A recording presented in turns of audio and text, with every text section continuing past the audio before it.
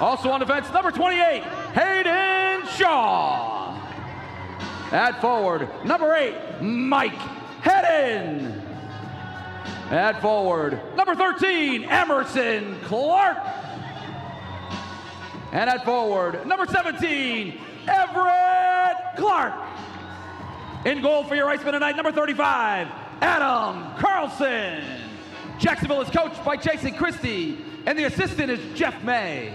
And good evening, everybody. It is time for Jacksonville Icemen hockey. Tonight, the Icemen hosting the Florida Everblades. Jacksonville already has beaten the Everblades this year. Not an easy team to face, but the Icemen looking to extend their point streak to 4 straight games. With more on tonight's preview, here's my broadcast partner, Alex Reed.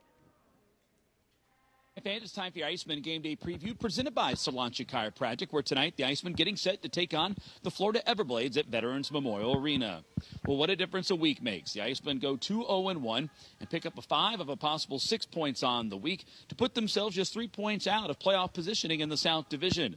The Icemen got great production out of the two brothers, Emerson and Everett, who each posted 5 points last week and combined for a total of 5 goals. Now, the Icemen got great goaltending out of Michael McNiven, who went 2-0 in his 2 starts, including a 35-save shutout on Saturday against the Norfolk Admirals. And right now, McNiven entering tonight's play with the second-best goals against average at 1.64 and a league-best .947 save percentage. Now, looking at the Florida Everblades, they were on a western swing, took on the Utah Grizzlies last week, went 1-0-1-1. They remain in second place in the South Division, and they're getting great play from their captain, John McCarron, who has 15 points on the year.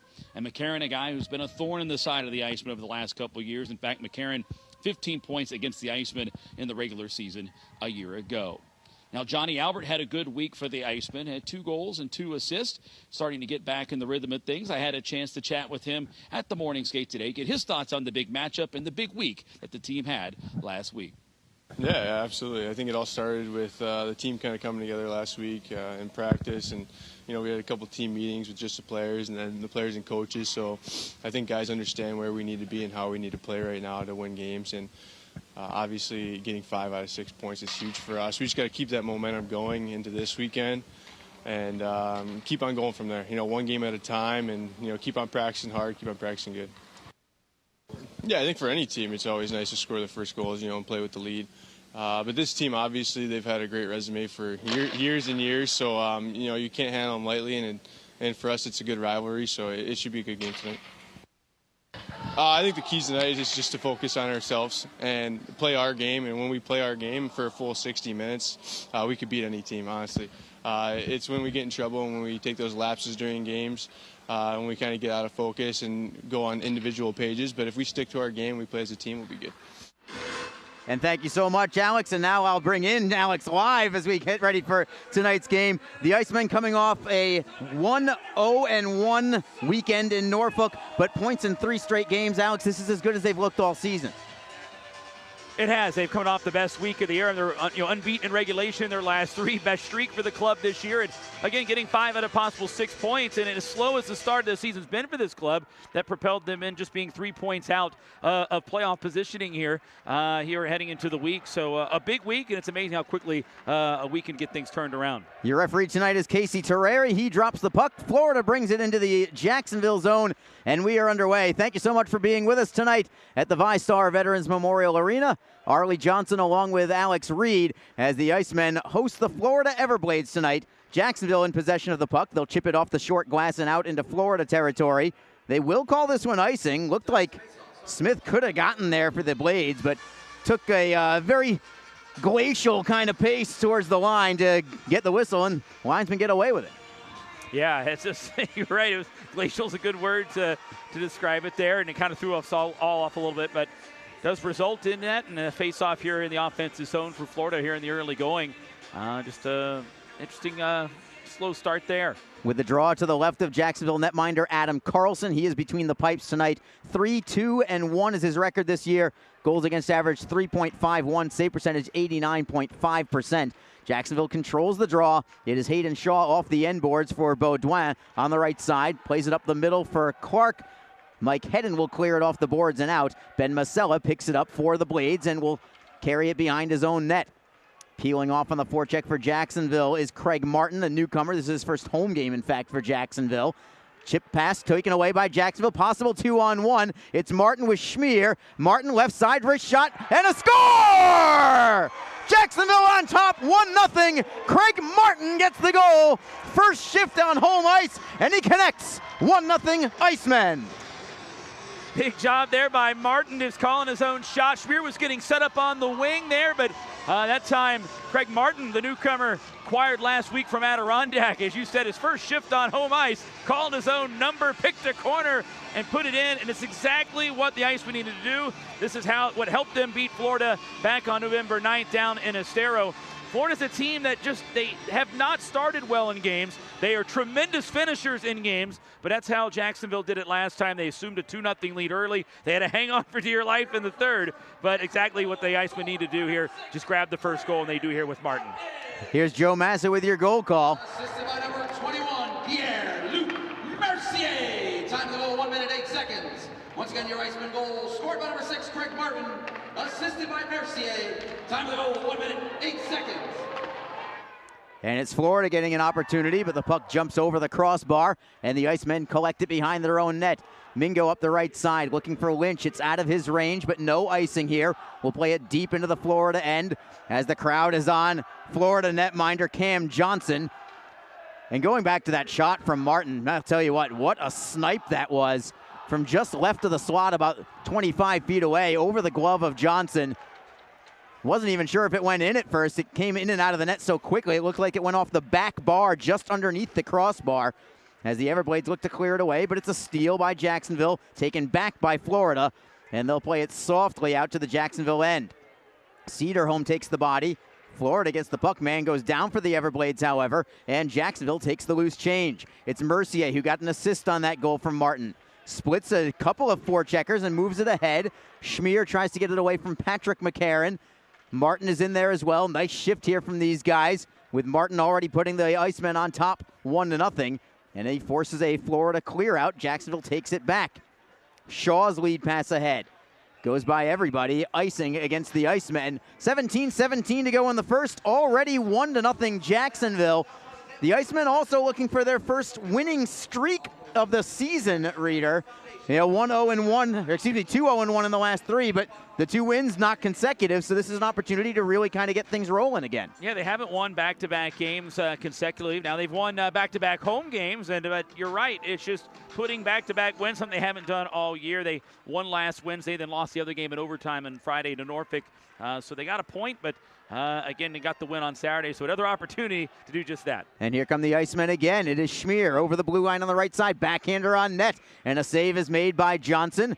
Rebound to his left. And an offensive zone draw for the Icemen. As for Florida, this is a team that is always at the top of the standings. They currently sit in second place in the South Division. 12 wins, 6 losses, 1 overtime 1 loss, 1 shootout loss. But for them, at least by their standards, they are reeling. They've only won 1 of their last 5 games.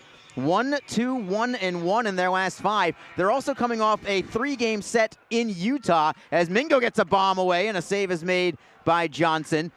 But the Everblades winning only 1 out of 5. That is almost unheard of. They came away 1-0-1-1 in Utah, an overtime loss and a shootout loss there. Yeah, they came away with, they got points in their losses, so I guess you're going to lose. Go ahead and get the points. But again, a Western Road swing over the weekend in Utah. The team stayed an extra day in Utah and actually flew here to Jacksonville. They didn't go home. They came straight here, just trying to rest the guys as much, and keep the travel time and fatigue to a minimum. And you wonder if that fatigue maybe will become a factor at some point. The Icemen certainly hope so, as Jacksonville has it behind their own net in the form of Dejan Mingo. And I'll tell you, the fatigue on the bus ride back from Norfolk, yeah, we all felt that one. Oh, absolutely. The Icemen will definitely have a little fatigue as Jacksonville comes over the blue line, and a wrist shot by Warren is gloved by Johnson. That was from long range. Easy save there for Johnson, and the draw back into the Everblade zone. 16-10 to go in period number 1. 1-0 Icemen on a Craig Martin goal. His first goal as a member of the Icemen. He did have a goal earlier this season for the Adirondack Thunder, but nice to see him on the board early on here for Jacksonville. You want to play with the lead against this Everblade club. They are typically excellent defensively. And when they have the lead, it is a different story. They can really clamp down on you. No, they can, and they will just strangle you to death just about from an offensive standpoint. Again, a team that finishes really well. In fact, they outscore their opponents in the third period 22-11, so those numbers say it all right there. They're a very stingy group as the game goes on, so you got to get your goals early. Everblades have it in their own end. Logan Rowe, about as steady a two-way defenseman as there is in the entire ECHL. Local product, too, for Florida, all the way from Fort Myers. Comes up the left side for Fortunato. He'll wheel through the neutral zone.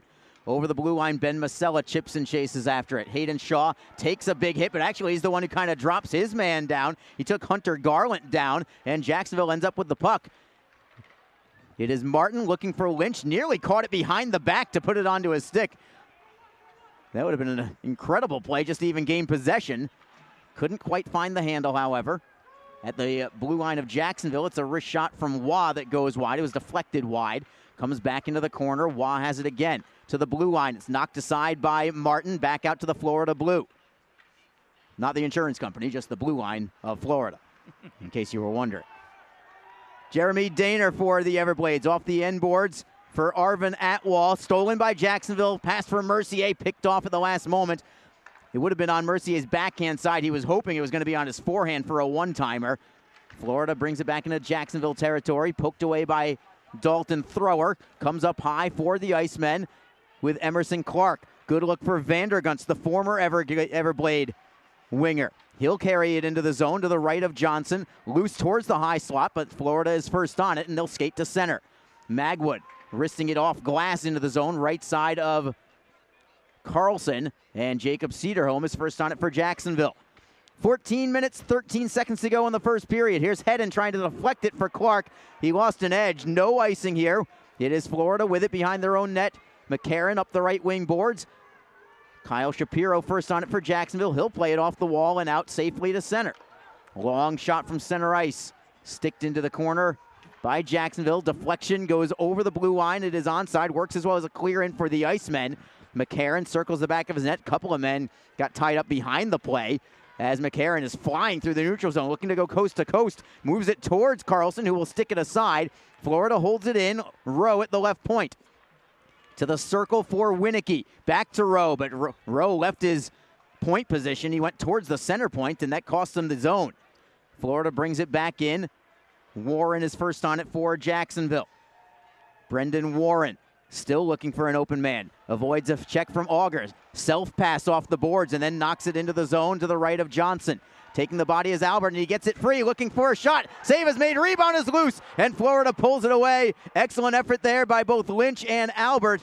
And it was Warren who had an opportunity as well, as Florida is fortunate to get it out of the zone. They will clear it into their own bench exactly 7 minutes into this hockey game. Jacksonville is on top by a score of 1-0 on a goal from Craig Martin, his first as a member of the Icemen.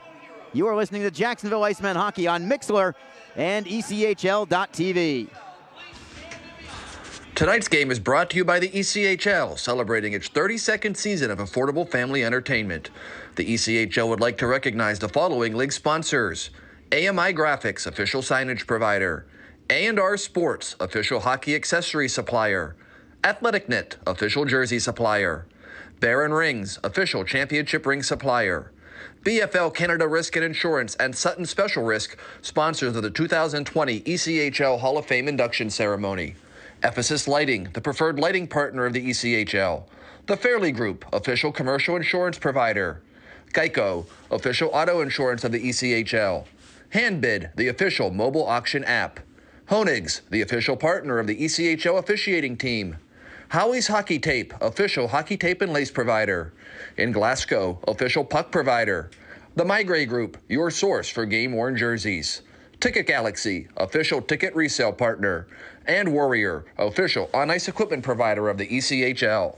Catch all the live ECHL action in high definition by logging on to ECHL.TV. We are back at the VyStar Veterans Memorial Arena. Puck is in the Jacksonville end. Florida controlling it behind the Icemen net. Fortunato tries to dig it loose. Man goes down for the Icemen. Fortunato gets it back and plays it to the line for Daner. Daner's wrister goes way wide. That just sailed on him, and Jacksonville is able to move it out to the Everblade zone because of it. Daner will collect it from there. Around the end boards, forechecking is Mercier. Tries to knock it free with the help of Martin. Couldn't quite get it loose. Florida getting it back. Arvin Atwal up the right side. Shifts away from a one forechecker. Plays it into the zone. Carlson cannot stop it behind the net. Comes loose for Fortunato. Fortunato gives it up to Cedarholm. Nice defensive work there by number 7 in blue for the Icemen. Martin plays it cross ice for Schmier on the right side. It jumps over his stick. Smith plays it ahead of Schmier. Plays it to the right for McCarron, and the Icemen will get a line change on the fly. It's Adam Smith for Patrick McCarron. McCarron gains the red line before forehanding in. Carlson again cannot stop it behind the net. Baudouin will get it first for Hayden Shaw. Up ahead for Clark. He cannot clear the zone. McCarron steals at the right point. Rister goes wide on a deflection. Played into the far side wall. Baudouin for Clark for Hayden Shaw. Turning it to his forehand. It's poked away. Everett Clark for Emerson Clark. And the Icemen will break it out just over their blue line and play it back into their zone just to maintain possession. Great outlet pass here. Baudouin to Hedden. Hedden over the blue line. Drop pass for Clark. Clark at the right circle. Cross ice. A wrister and a screen save is made. Rebound loose. Then a second save made by Johnson as Hedden had this second opportunity. That really opened up from a great pass from Emerson Clark from the right circle all the way to the left point for Hayden Shaw.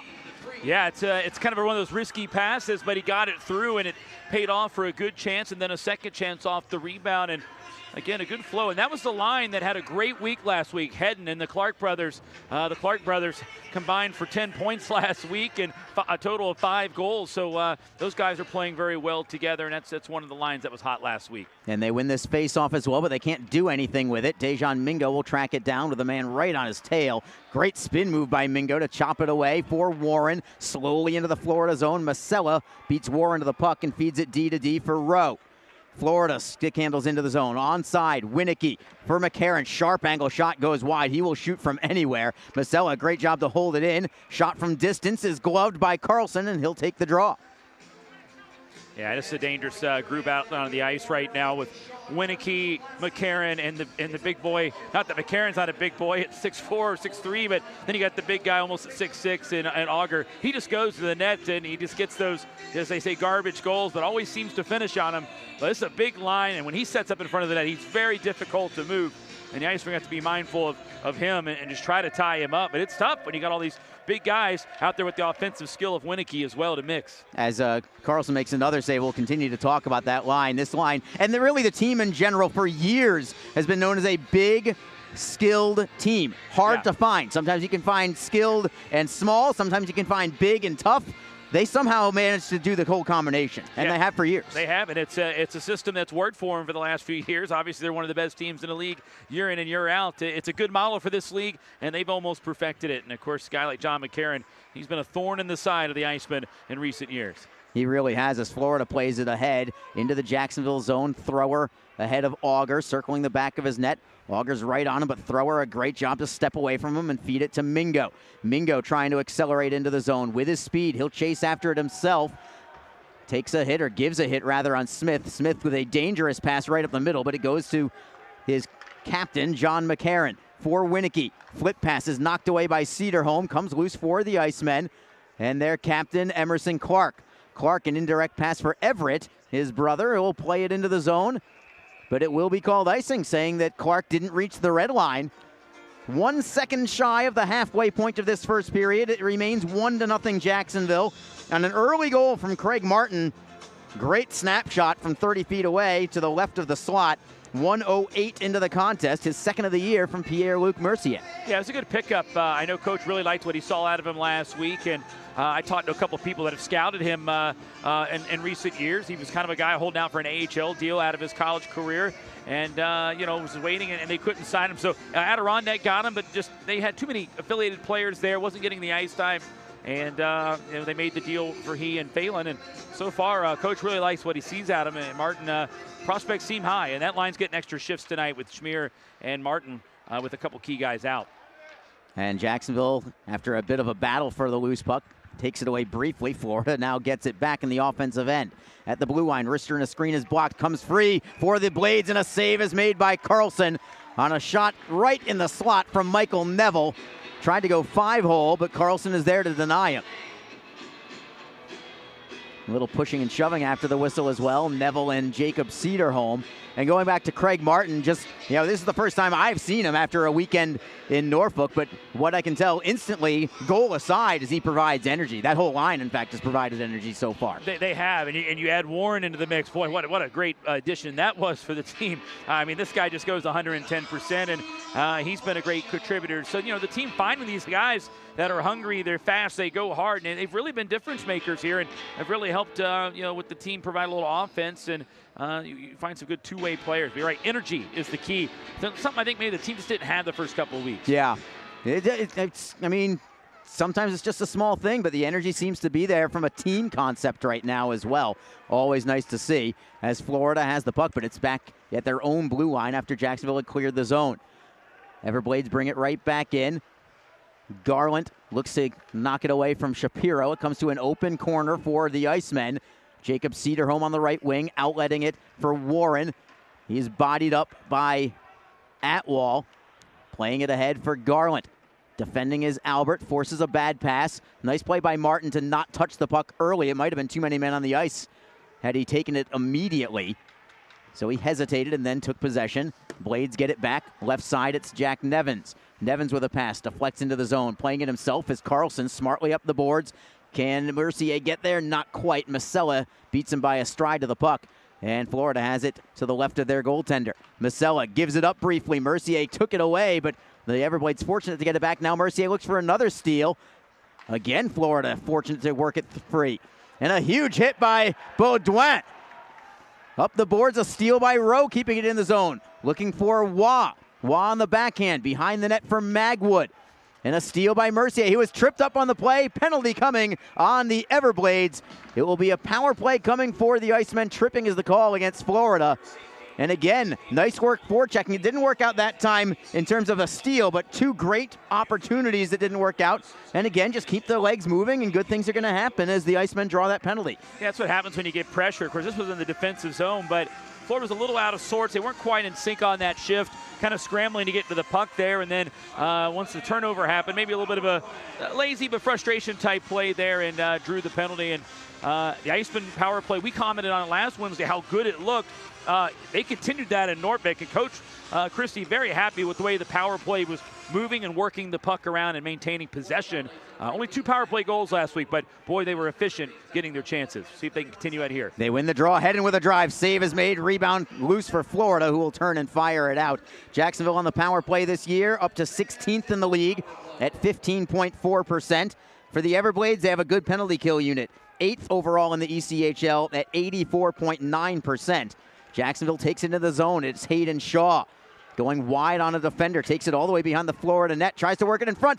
Tries the wraparound. It's loose, but they blow the whistle dead anyway. Johnson did eventually pick it up, but it was after the whistle. And what a rush there from Hayden Shaw all the way from center ice behind the Florida net and actually got a good wraparound attempt. He did. I think Florida was a little surprised he didn't chip it down, but he just kept his feet moving and kind of bulldozed his way in there. And Shaw really, settled into this pro game, a late addition last year, and a guy that's really, earned the AHL contract. So, I mean, he's a guy that's starting to gain confidence as a puck-moving defenseman, and that time kind of slipped by, and I don't think Florida was really expecting that time.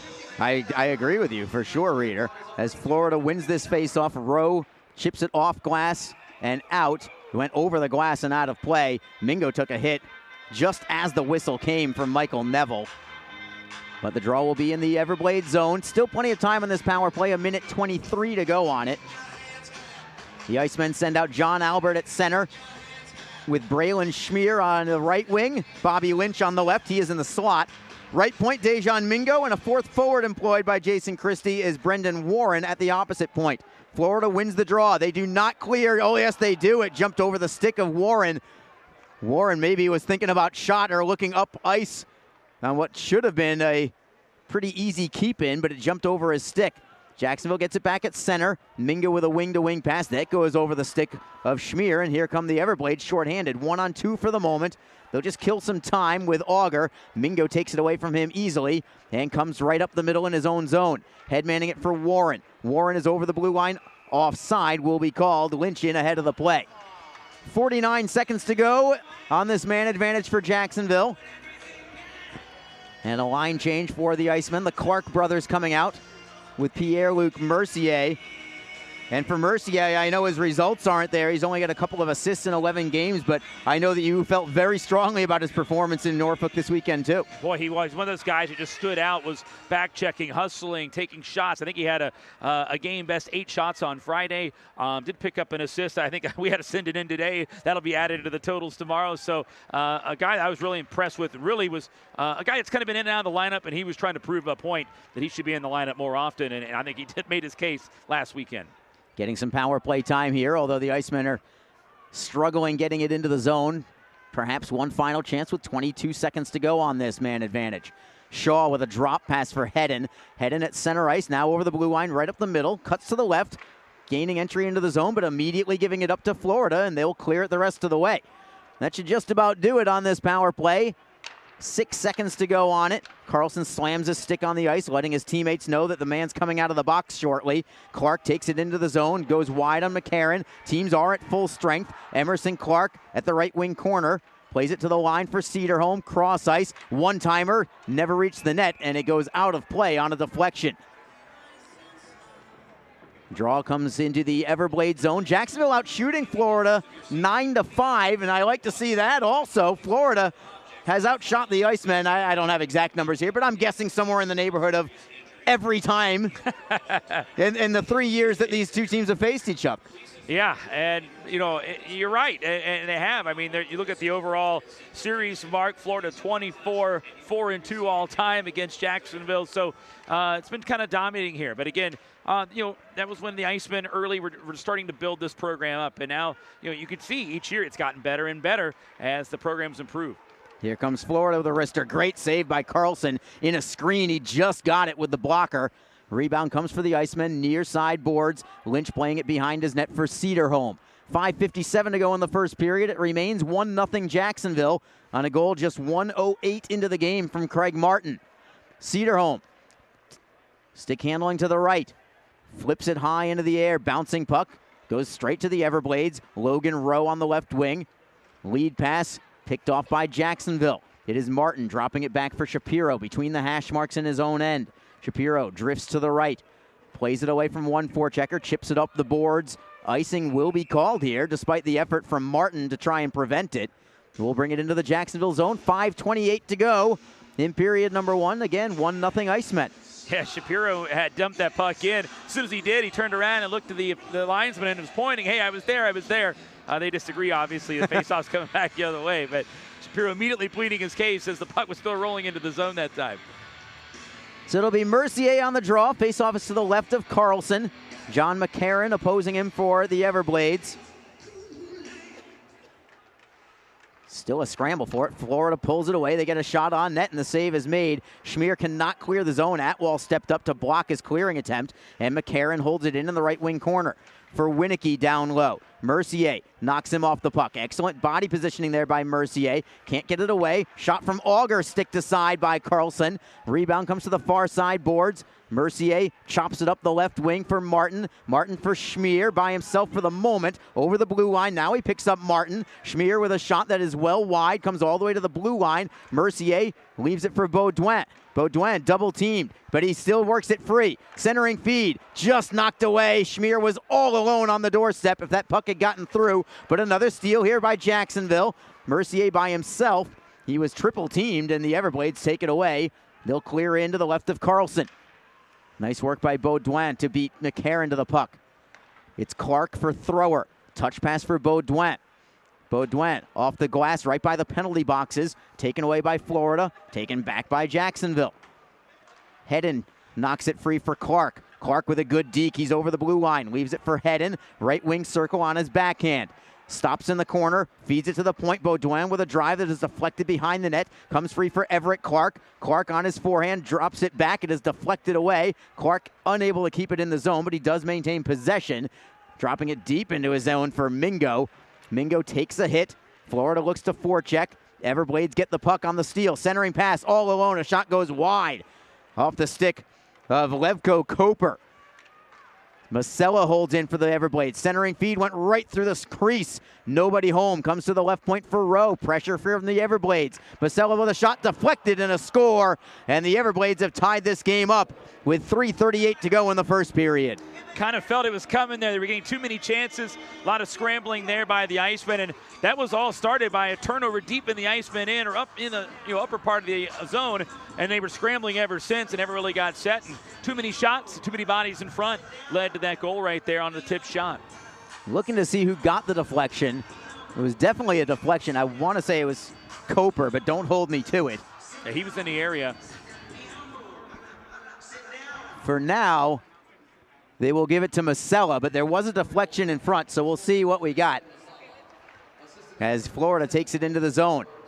Saved by Carlson with the glove, and we'll take a quick break. 3:28 to go, but the Everblades have just tied it up. They'll give the goal to Ben Masella for now, subject to change. It's 1-1. This is Jacksonville Icemen hockey. Hey fans, be sure to check out ECHL.TV, the live streaming destination for the 2018-19 season. Catch all the latest live action from across the premier AA Hockey League, including multi-game high-definition view and playback functionality on both your PC, mobile, and OTT devices. Visit ECHL.TV today to get into the game and never miss the action. A cool change is in the air, and professional hockey is back in Jax. The Jacksonville Icemen are scoring goals and thrilling fans all season long. Tickets start at just $10 for an incredible game day experience. Come on out to Veterans Memorial Arena. Feel the chill of winter and watch the puck drop. The legacy begins now. JacksIcemen.com. NHL players have amazing talent, and some of the very best developed right here in the ECHL. Beagles in, he scores!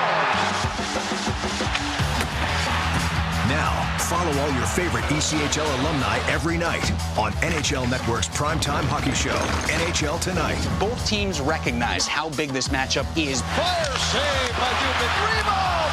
Goosebump stuff. NHL Tonight, every night 6 Eastern on NHL Network. Face-off is to the right of Adam Carlson. It's a 1-1 hockey game. Rowe with a shot. Save is made. Rebound. And Carlson denies again, this time on Michael Neville. Juicy rebound, but Carlson up to the task on the second attempt. Yeah, quick shot off the draw, and the first shot was a pretty good one there, and then the second opportunity was there. But Carlson able to clean that one up there, and all started with a face-off win for Florida. The Icemen were out shooting Florida 9-5. Since then, 6 in a row from the Everblades. They are now out shooting the Icemen 11-9. Jacksonville does win this draw. They'll play it into the Florida end. Masella gets away from Lynch, plays it up the wall, knocked free by Jacksonville. Bouncing puck, but Lynch collects it. Feeding it for Albert over the blue line. Touch pass to the left. Warren with a drive. Save is made. Rebound goes off the side of the net on a deflection. All the way to the right point. Dalton Thrower will hold it in. Lynch deflects behind the net. Rowe is first on it there. Knocked free by Jacksonville. Taken over briefly. Florida gets it back. And Rowe plays it to center ice and finds a teammate as well in Fortunato. Drop pass for Rowe. His pass is deflected away. It comes for the Icemen. Mingo backhands it for Albert at the red line. Albert will chip and chase himself as the Icemen try to complete a line change. Daner behind his cage. Florida plays it up the glass and out. Bouncing puck just over the Jacksonville line for Dalton Thrower. Thrower goes D to D, right to left for Mingo. Mingo, a right-handed shot, but playing left defense for Jacksonville. The Icemen have 5 right-handed shooting defensemen, only 1 left-handed shot, which is Hayden Shaw. Jacksonville in the offensive zone. It is Albert right at the blue line, touched away, held in by Cedarholm somehow. I don't know how he did it. Puck squirts loose. Florida gets it back. Winicky up the left wing. Onside, centering feed, deflects into the opposite corner. McCarron holds it in. He bumps with Martin. Into the slot, it's Daner with a shot that is wide on a deflection. Florida holds it in. Winicky now gives it up. Schmier gives chase after it away from Daner. Takes it to the blue line. Can he gain possession? Yes, he does. Touch pass, gets it loose. On the backhand, a save is made off the shot from Mercier. Mercier with a centering pass, knocked free. Florida pokes it towards the blue line. They get it free. It's going to be a 2-on-1. McCarron with Winicky. The pass for Winicky went behind him, and the Icemen fortunate to not allow that 2-on-1 develop into something worse. Florida, however, does hold it in. Centering pass goes through the crease, nobody there. Smith holds it in for Florida. The defenseman is in deep behind the Jacksonville net. Carries all the way to the right circle. In the slot and a shot. Save is made. Rebound is loose. Right at the goal line. Carlson with the stick is able to keep it off the line and keep this game tied at 1. The Everblades knocking on the door there, and Carlson shutting it with the stick. Some of the Everblades players had their sticks up in the air thinking that one was in. The red light never came on, but the official there was actually in a good spot as well. So Carlson is making a big stop there, and you're right. As the Everblades starting to get a little bit of opportunity here in the offensive zone. As you look at the replay on ECHL.TV, that puck right at the line. Get it with the stick. Carlson just able to sweep it into him with the paddle. Down to 1:09 to go in the first period. I think Jacksonville could use a intermission at this point and just try to regroup for the second period. Florida wins the faceoff as well. Trying to center is Coper. Knocked free by the Icemen. They'll play it high into the air. Comes out to center ice. Waugh first on it for the Everblades. He'll drop it back into his own end for McCarron. That is Patrick McCarron. No relation to John McCarron on the team. Just happens to have the same last name. Mingo for the Icemen. Up the right wing for Mike Hedden. Hedden shovels it forward for Clark. He got hooked from behind, and it's going to be a called penalty for hooking on the Everblades. It happened so quick, I wasn't sure if Casey Terreri was going to call it, but it definitely was the difference between Clark gaining possession and not gaining possession there. 100%. He was going to have possession right at the blue line, go in with a man on his right side. But again, you just saw the little jab that came in there at the last second. It was the right call, and a good call there by the official Terreri. So Jacksonville now has a chance with their second power play of the evening to try and regain the lead going into the locker room. Just 37 seconds left in the period. Of course, this power play will carry over into the second period if necessary. Jacksonville wins the draw. Shaw to the blue line. Hedden is covering for him there. To the right point for Emerson Clark. Center point, it's Shaw. Cuts it to the left side for Hedden. Hedden the circle. Drops it for Clark. Back for Shaw. 20 seconds to go in the period. Emerson Clark, right circle. Throws it down low. Mercier for Clark. Seam pass, wrist shot by Hedden, save is made, rebound goes high into the air, into the corner, Florida is on it, trying to clear it away, 5 seconds to go, Jacksonville wins it. Clark throws it for Emerson Clark, couldn't get the shot away, Florida will clear it, that will do it. Good looking power play there, just not enough to take the lead back, and we will head into the break with this score tied 1-1. Shots on goal in that first period also even, Jacksonville with 12, Florida with 12.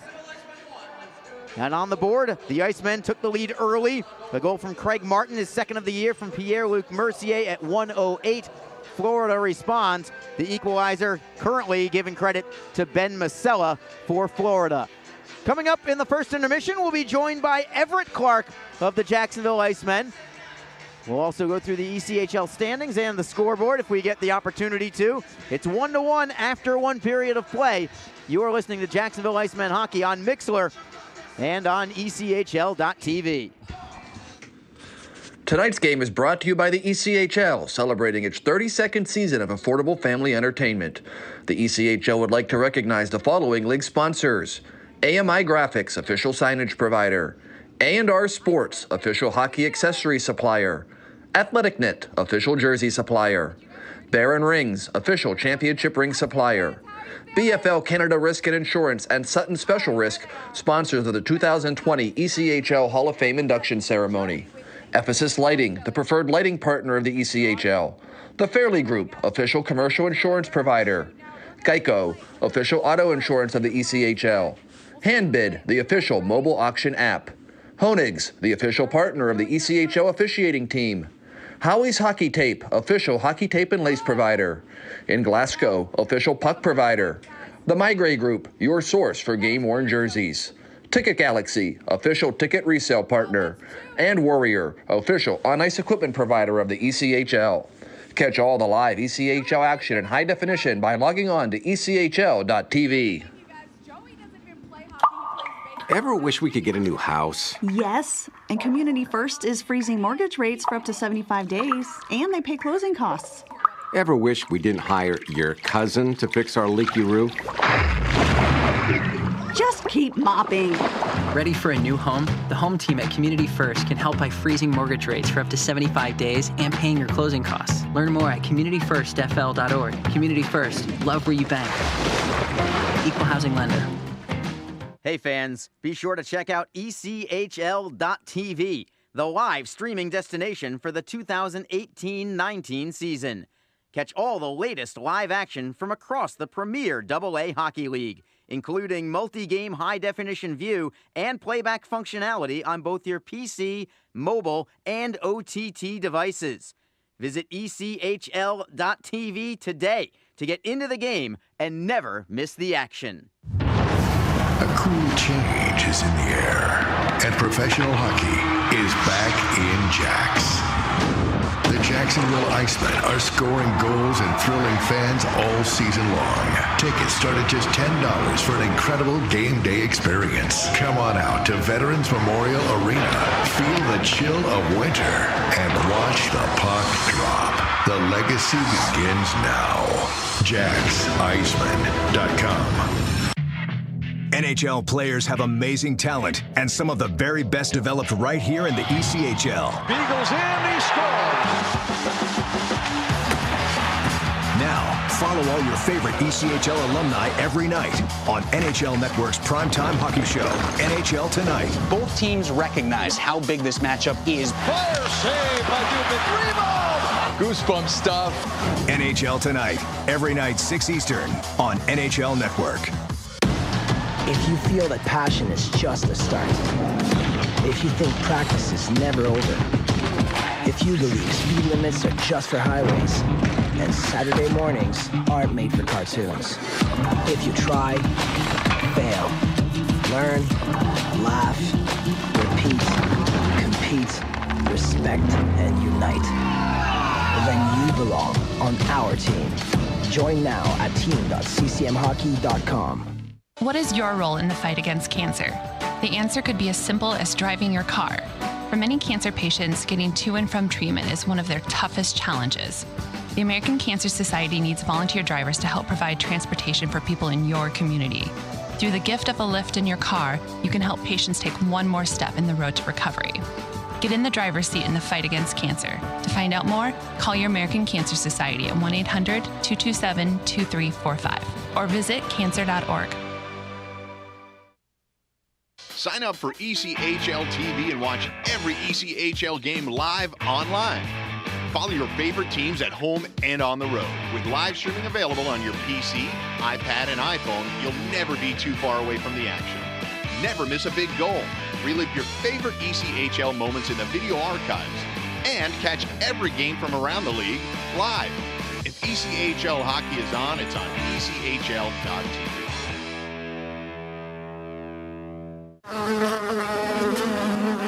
Ever wish we didn't have so many bank fees? Ouch! We should get a free checking account at Community First. They even give you a cash bonus. Ouch! Ever wish we had just bought a jar of honey instead of harvesting it? Ow! Bad bee!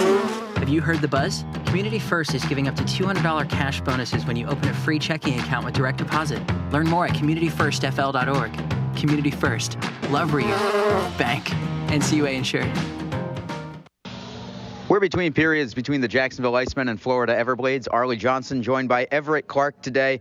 Clarky, a fantastic weekend in Norfolk. You get 3 of a possible 4 points. And I think maybe from a big picture standpoint, and a little more important, is you guys seem to be on a little bit of a run now. 3-game point streak, and you seem to have righted the ship a little bit after a shaky start.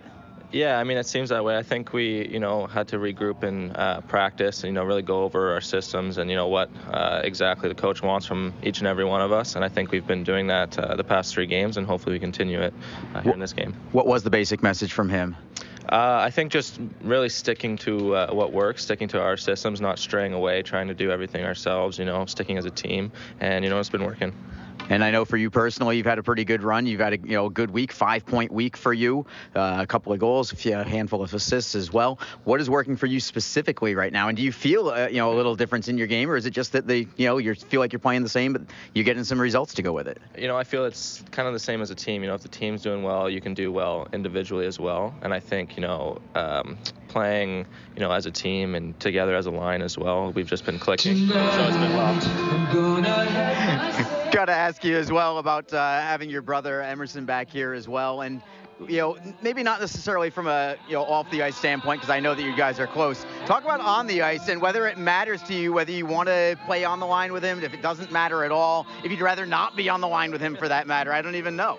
I think it's not whether I do or I don't. I think, we've been playing together for the last 3 games and we have been doing well. So, as long as we continue that and to do well, then we can be on the same line. And then once we stop, we got to switch it up. We got Queen playing in the background with us too. We'll try and continue through the interview.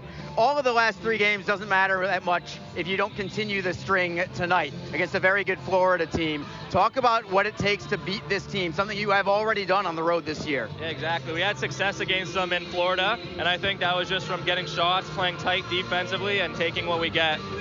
All right, Everett, we got to continue. We got to let this thing go. I appreciate the time. Best of luck. Let's keep this thing rolling. Thank you.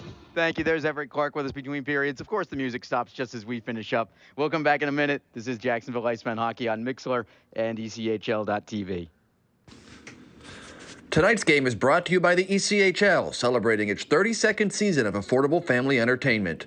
The ECHL would like to recognize the following league sponsors: AMI Graphics, official signage provider; A&R Sports, official hockey accessory supplier; AthleticNet, official jersey supplier; Baron Rings, official championship ring supplier; BFL Canada Risk and Insurance and Sutton Special Risk, sponsors of the 2020 ECHL Hall of Fame induction ceremony; Ephesus Lighting, the preferred lighting partner of the ECHL; The Fairley Group, official commercial insurance provider; Geico, official auto insurance of the ECHL; Handbid, the official mobile auction app; Honig's, the official partner of the ECHL officiating team; Howie's Hockey Tape, official hockey tape and lace provider; in Glasgow, official puck provider; The Migray Group, your source for game-worn jerseys; Ticket Galaxy, official ticket resale partner; and Warrior, official on-ice equipment provider of the ECHL.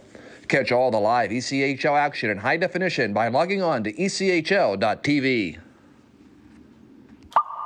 Ever wish we could get a new house? Yes, and Community First is freezing mortgage rates for up to 75 days, and they pay closing costs.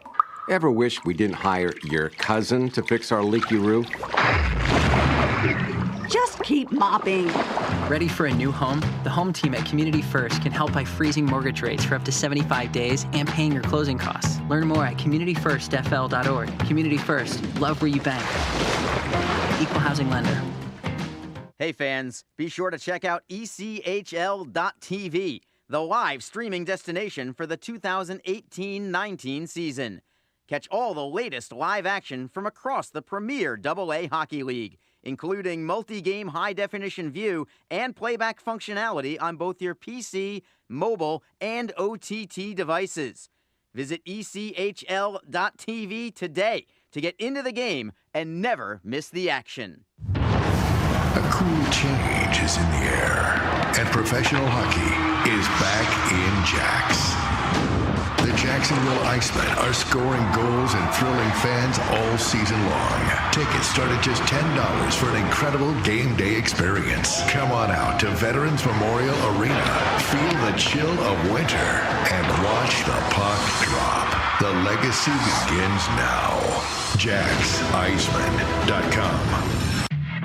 NHL players have amazing talent, and some of the very best developed right here in the ECHL. Beagles in, he scores! Now, follow all your favorite ECHL alumni every night on NHL Network's primetime hockey show, NHL Tonight. Both teams recognize how big this matchup is. Fire save by Dubin. Rebound! Goosebump stuff. NHL Tonight, every night 6 Eastern on NHL Network. If you feel that passion is just a start, if you think practice is never over, if you believe speed limits are just for highways, And Saturday mornings aren't made for cartoons. If you try, fail, learn, laugh, repeat, compete, respect, and unite, then you belong on our team. Join now at team.ccmhockey.com. What is your role in the fight against cancer? The answer could be as simple as driving your car. For many cancer patients, getting to and from treatment is one of their toughest challenges. The American Cancer Society needs volunteer drivers to help provide transportation for people in your community. Through the gift of a lift in your car, you can help patients take one more step in the road to recovery. Get in the driver's seat in the fight against cancer. To find out more, call your American Cancer Society at 1-800-227-2345 or visit cancer.org. Sign up for ECHL TV and watch every ECHL game live online. Follow your favorite teams at home and on the road. With live streaming available on your PC, iPad, and iPhone, you'll never be too far away from the action. Never miss a big goal. Relive your favorite ECHL moments in the video archives. And catch every game from around the league live. If ECHL hockey is on, it's on ECHL.TV.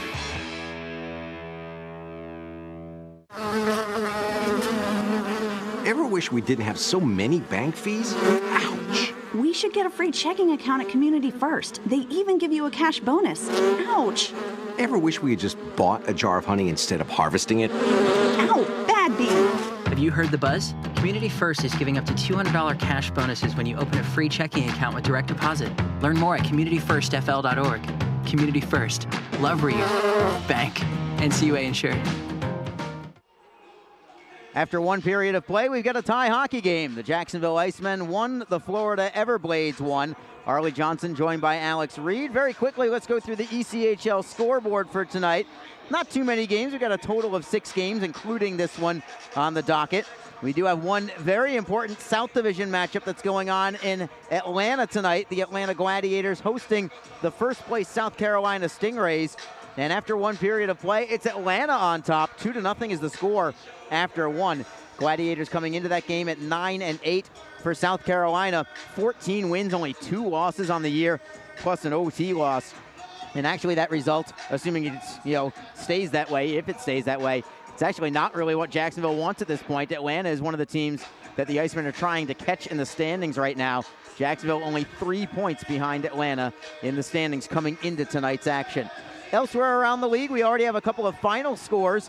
The Adirondack Thunder win on the road in Toledo today. 3-2 is the final score there. Also a road victory for the Worcester Railers. 2-0, a shutout in Brampton against the Beast.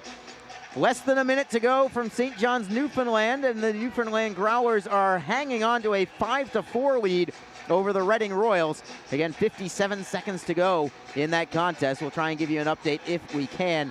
And the only other game tonight has not started yet. It's all the way out in Boise. The Idaho Steelheads are hosting the Allen Americans. We will take one more quick break and return in just a moment for the start of the second period. We're tied at 1 after 1. This is Jacksonville Icemen hockey. Hey fans, be sure to check out ECHL.TV, the live streaming destination for the 2018-19 season. Catch all the latest live action from across the premier AA Hockey League, including multi-game high-definition view and playback functionality on both your PC, mobile, and OTT devices. Visit ECHL.TV today to get into the game and never miss the action. A cool change is in the air, and professional hockey is back in Jacks. The Jacksonville Icemen are scoring goals and thrilling fans all season long. Tickets start at just $10 for an incredible game day experience. Come on out to Veterans Memorial Arena. Feel the chill of winter and watch the puck drop. The legacy begins now. JacksIcemen.com. NHL players have amazing talent, and some of the very best developed right here in the ECHL. Beagles in, he scores! Now, follow all your favorite ECHL alumni every night on NHL Network's primetime hockey show, NHL Tonight. Both teams recognize how big this matchup is. Fire save by Dubin. Rebound! Goosebump stuff. NHL Tonight, every night 6 Eastern on NHL Network.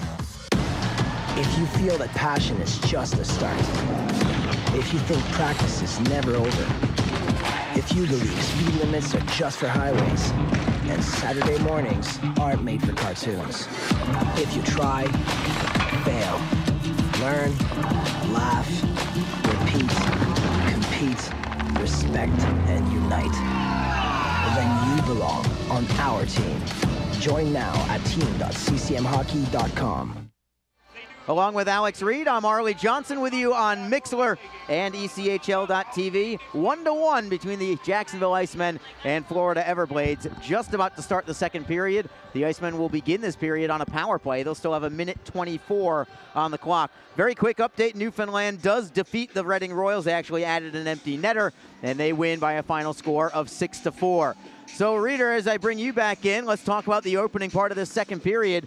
The power play looking good for Jacksonville, but looking good is one thing. Results are something entirely different. They are, and eventually, you know, I know Coach Christie, he's happy with the way that the power play has been working. Maybe not so much in this game. I mean, the second one looked a lot better, and the early part of it, they're still going to start the period on the power play. But, again, they want to start getting some results. And I think in these tight games against divisional rivals, you're going to need to pop a couple of those in. You're going to have to win those special teams battles, and we'll see if they're able to do that here and get a goal in at the start off the period. And, again, he's been pleased with the movement and more or less the time of attack on the power play last week. I thought it looked great. They only, I think, had 2 power play goals on the week, but you know, they start popping 1 or 2 of those in these close games. It's really going to be a big pay big dividends for this team down the stretch if they can keep it close and win those special teams wars. And you know what? I don't mind 1 power play goal on average per game. That's fine by me. 1 for 4, 1 for 5, but you connect that extra goal, makes such a huge difference. I mean, all these games seem to be so tight anyway that, you score on a power play here, this could be the difference. You never know. And how many 2-1 and 1-goal losses the Icemen have in the last couple of weeks before last week? You know, again, a power play goal there would have made a difference in it meant walking away to that game with points. So it does play a big role. When you get your opportunities, you need to take advantage. So we are underway, second period. Jacksonville does take it into the zone. Chasing after it is Everett Clark. Masella and Clark go into the boards. Mercier digs it free. Comes to the blue line for Hayden Shaw, right point. Cross ice for Hedden. Hedden at the top of the left circle. To the line for Shaw.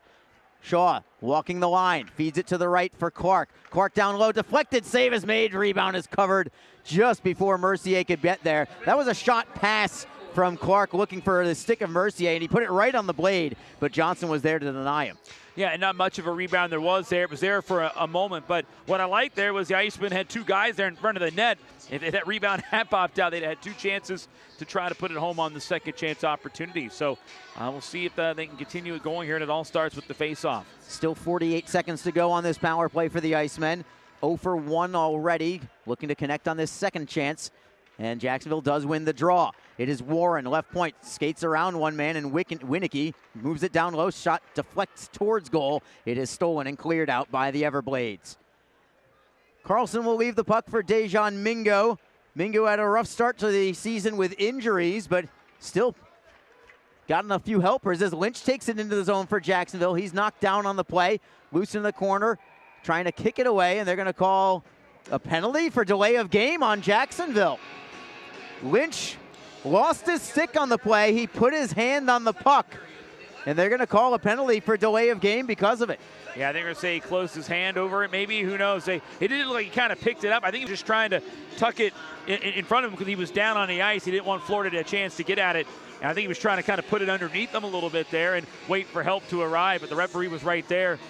And he might say that he closed his hand on it. If that's the case, then that could be what the call is here. But I actually tend to agree with the call, as much to my dismay. I'd rather not agree with the call. But looking back on it, I didn't think about it at the time. But as soon as he said delay of game, I thought, yeah, that's what happened. He just tried to tuck it in with his hand, closed his hand on it, brought it in, then tried to drag it back out. Almost like he kind of knew what he had done. And his stick got knocked out of his hand, so he couldn't reach for it with the stick. So he just went with the hand that time. So 4-on-4 for about a dozen seconds or so here. Florida has the face-off in the offensive zone, but it's stolen away by Jacksonville. Man goes down for Jacksonville. That could have easily been called interference, but no call this time as the Everblades take it into the zone. Yeah, and it probably should have. It would have been a 2-on-1. Masella chipping it off the glass. It is the Everblades now on a power play. Rowe centering feed. McCarron was all alone at the short side post, but he couldn't redirect it on goal. Jacksonville pokes it away into the near side boards. Mingo on his backhand. Great look to Albert, who will do the rest of the work and clear it out. Anxious moments there, but among the most anxious was why was there not an interference call there on Florida? Yeah, it would have been a 2-on-1 potentially there without question. It should have been called an interference. It was an obvious one there, just got overlooked. Baudouin looks to clear. Bouncing puck rolls at the line. Still right at the line. Stolen away again by Jacksonville. Rowe again holds up a man. That could have been interference too. Prevented another possible 2-on-1. Jacksonville does clear it into the Florida zone. Will play on, and a steal by Jacksonville. Mercier got a handle to it briefly, but it's taken back away by the Everblades, Logan Rowe. They now have 49 seconds to go on their power play. Florida this year, awful on the power play, which is shocking to me. They bring it into the Jacksonville zone. We'll give you the numbers in a little bit if we get the chance. Baudouin drives it off the boards, held in by Florida. Baudouin got a piece of it in the corner. Auger and Baudouin fight for it. Baudouin wins it from Mercier, golfs it ahead for Clark, trying to move shorthanded with Mercier. Flip pass for Mercier. He's handled from behind, can't get the pass away. There's your penalty on Florida. Took about 3 different opportunities for that penalty to be called. Finally, it is hooking on Florida. Then we'll skate 4-on-4 again for 23 seconds. I love the aggressiveness of the penalty kill unit here for the Icemen. I mean, 3 chances, we talked about it. There should have been some rushes the other way, short-handed, and the Everblades were kind of forced that time to slow them down, get a little bit of a grab. Otherwise, they would have been beaten on that time. And I was waiting and waiting there, and out of all of it was Mercier working hard. And even on the dump in there before, he was doing an excellent job putting some pressure on the forecheck there. So the pressure and the penalty kill, the aggressive nature there, was really the reason for the penalty getting called here, and really liked Mercier on that shift. Yeah, it was a great shift by him, no doubt about it, and draws the call at the end of it. 4-on-4 for 23 seconds. Then Jacksonville will be on the power play for most of a full 2 minutes. Florida wins the draw, however. Looking for the steal is Clark. Not able to get it away from Arvin Atwall. Florida with Atwall just to the left of his netminder. Drifts to the right. Still with it is Atwall at his own blue line. Jacksonville is in no hurry. Atwall still with possession as the Icemen are about to go on the power play. Lynch is out of the box. 5-on-4 power play for Jacksonville, but Florida skates shorthanded. Magwood tried to cut to the right. Centering pass knocked away by Jacksonville. Hedden takes it behind his own net and leaves the puck for Dejan Mingo. Jacksonville now getting their first power play unit on. Mingo still there at the point. He's got Brendan Warren and Bobby Lynch flanking him. It is Warren left wing side. Pass looking for Albert, knocked into the zone. Warren plays it behind the net. Florida steals it around the boards for Neville. Neville is able to clear it. The Icemen come right back. Schmier for Warren over the blue line. Warren on his backhand throws it into the slot. Nobody home. Florida, an easy interception and clear out. Mingo plays it off the boards for Warren. 49 seconds to go on the power play for Jacksonville. Looking to break this 1-1 deadlock. Warren over the blue line. Onside. Albert plays it into the slot. Trying to get a shot away is Albert on the slot. Just wide of the near side post. It caroms off the boards for Waugh for Florida. He moves shorthanded on Mingo. Wrist shot. That goes wide to the short side. Comes up high for Schmier. Schmier gives it up. And a big hit there by Mingo. Separating a man from the puck in Magwood. Magwood may have broken in alone if not from that great hit. And Jacksonville clears it high off the glass into the zone. What's the call going to be? The puck stayed in play. What's the call? A goaltender injury? Yeah, not really certain. Going to the bench right now is Cam Johnson for Florida, the goaltender. Looks like he's in a bit of duress. He's kind of hunched over at this point. Are we having a goaltender change right now? We may. Yeah, Johnson looks just a little shaken up right now, and Ken Appleby's getting the glove on and the mask on, and trainer's trying to get over to Johnson. I didn't see what happened. It was so far away from the play, and the puck kind of deflected off the high glass. They blew the play dead before that. It had to have happened several seconds before. Yeah, it had to happen on that last rush, and he just was having a difficult time dealing with it. Finally got the attention of the officiating crew, and they blew the whistle for it. And a familiar face making the stroll all the way down into the Florida net, Arlie. Yes, indeed. That is former Iceman netminder Ken Appleby. He's had a great year for the Everblades thus far, 7-2-1-1, but talking to their broadcaster Dan Corcoran before the game, he did not have a good weekend in Utah, where he had a overtime loss and a shootout loss and allowed 4 goals in each game. Just the same, his numbers are good. 2.44 goals against average, save percentage of 90.5%. And now for Jacksonville, I think this is a critical face-off. The Icemen have 18 seconds to go on this power play. Get a shot on net on Appleby right now. You are cold, you are on the power play. Win this draw and put pucks at them, and Jacksonville does win the draw. Shaw, top of the left circle, closes to the half wall, plays it down low. Hedden tries to center. Still looking as Hedden. 5 seconds to go on the power play. Give and go, it deflects off a skate and comes out to center ice. And Jacksonville collects at their own line. Teams are at full strength as the Icemen play it over the line. Clark with Hedden. Clark with a drop pass. Hedden can't get there. Hedden knocks it free, however, behind the Florida net, but he can't keep possession. Auger will chip it off the short glass and out. 1-1 hockey game, 5 minutes into the second period. Loose puck in the Jacksonville zone, still loose, and Florida digs it free. McCarron centering pass, knocked away by Baudouin. Excellent positioning there by the defenseman for Jacksonville. Clark plays it up to the blue line, knocked back into the zone by Florida, but no worries, Jacksonville still has possession. Clark for Hedden at the blue line. He'll drive it in behind the net of Appleby. He gets his first touch on the puck, and the Icemen get a line change. Ben Masella, who has credit for the Florida goal, his second of the year, for Garland in the neutral zone. Ahead for Auger, but Shapiro knocks it away. Can't get it free for Martin. Garland on his forehand. On a second attempt, works it over the blue line. Florida with the puck. And an excellent play defensively by the Icemen's Jacob Cederholm, not to allow an opportunity on goal from Neville. Cederholm now pokes it into an open corner, right wing side. That's for Schmier. Schmier plays it off the boards and out. Fighting for it is Martin. Rowe runs a little bit of interference, not enough to warrant the penalty this time, as Florida plays it into the zone. Fortunato looking for a trailer and finds it in Rowe. Rowe into the slot, and the save is made by Carlson. No rebound, and we'll take a break. 13:53 to go in period number 2. It remains Jacksonville 1, Florida 1. This is Jacksonville Icemen hockey on Mixlr and ECHL.TV. Ever wish we could get a new house? Yes, and Community First is freezing mortgage rates for up to 75 days, and they pay closing costs. Ever wish we didn't hire your cousin to fix our leaky roof? Just keep mopping. Ready for a new home? The home team at Community First can help by freezing mortgage rates for up to 75 days and paying your closing costs. Learn more at communityfirstfl.org. Community First, love where you bank. Equal housing lender. Hey fans, be sure to check out ECHL.TV, the live streaming destination for the 2018-19 season.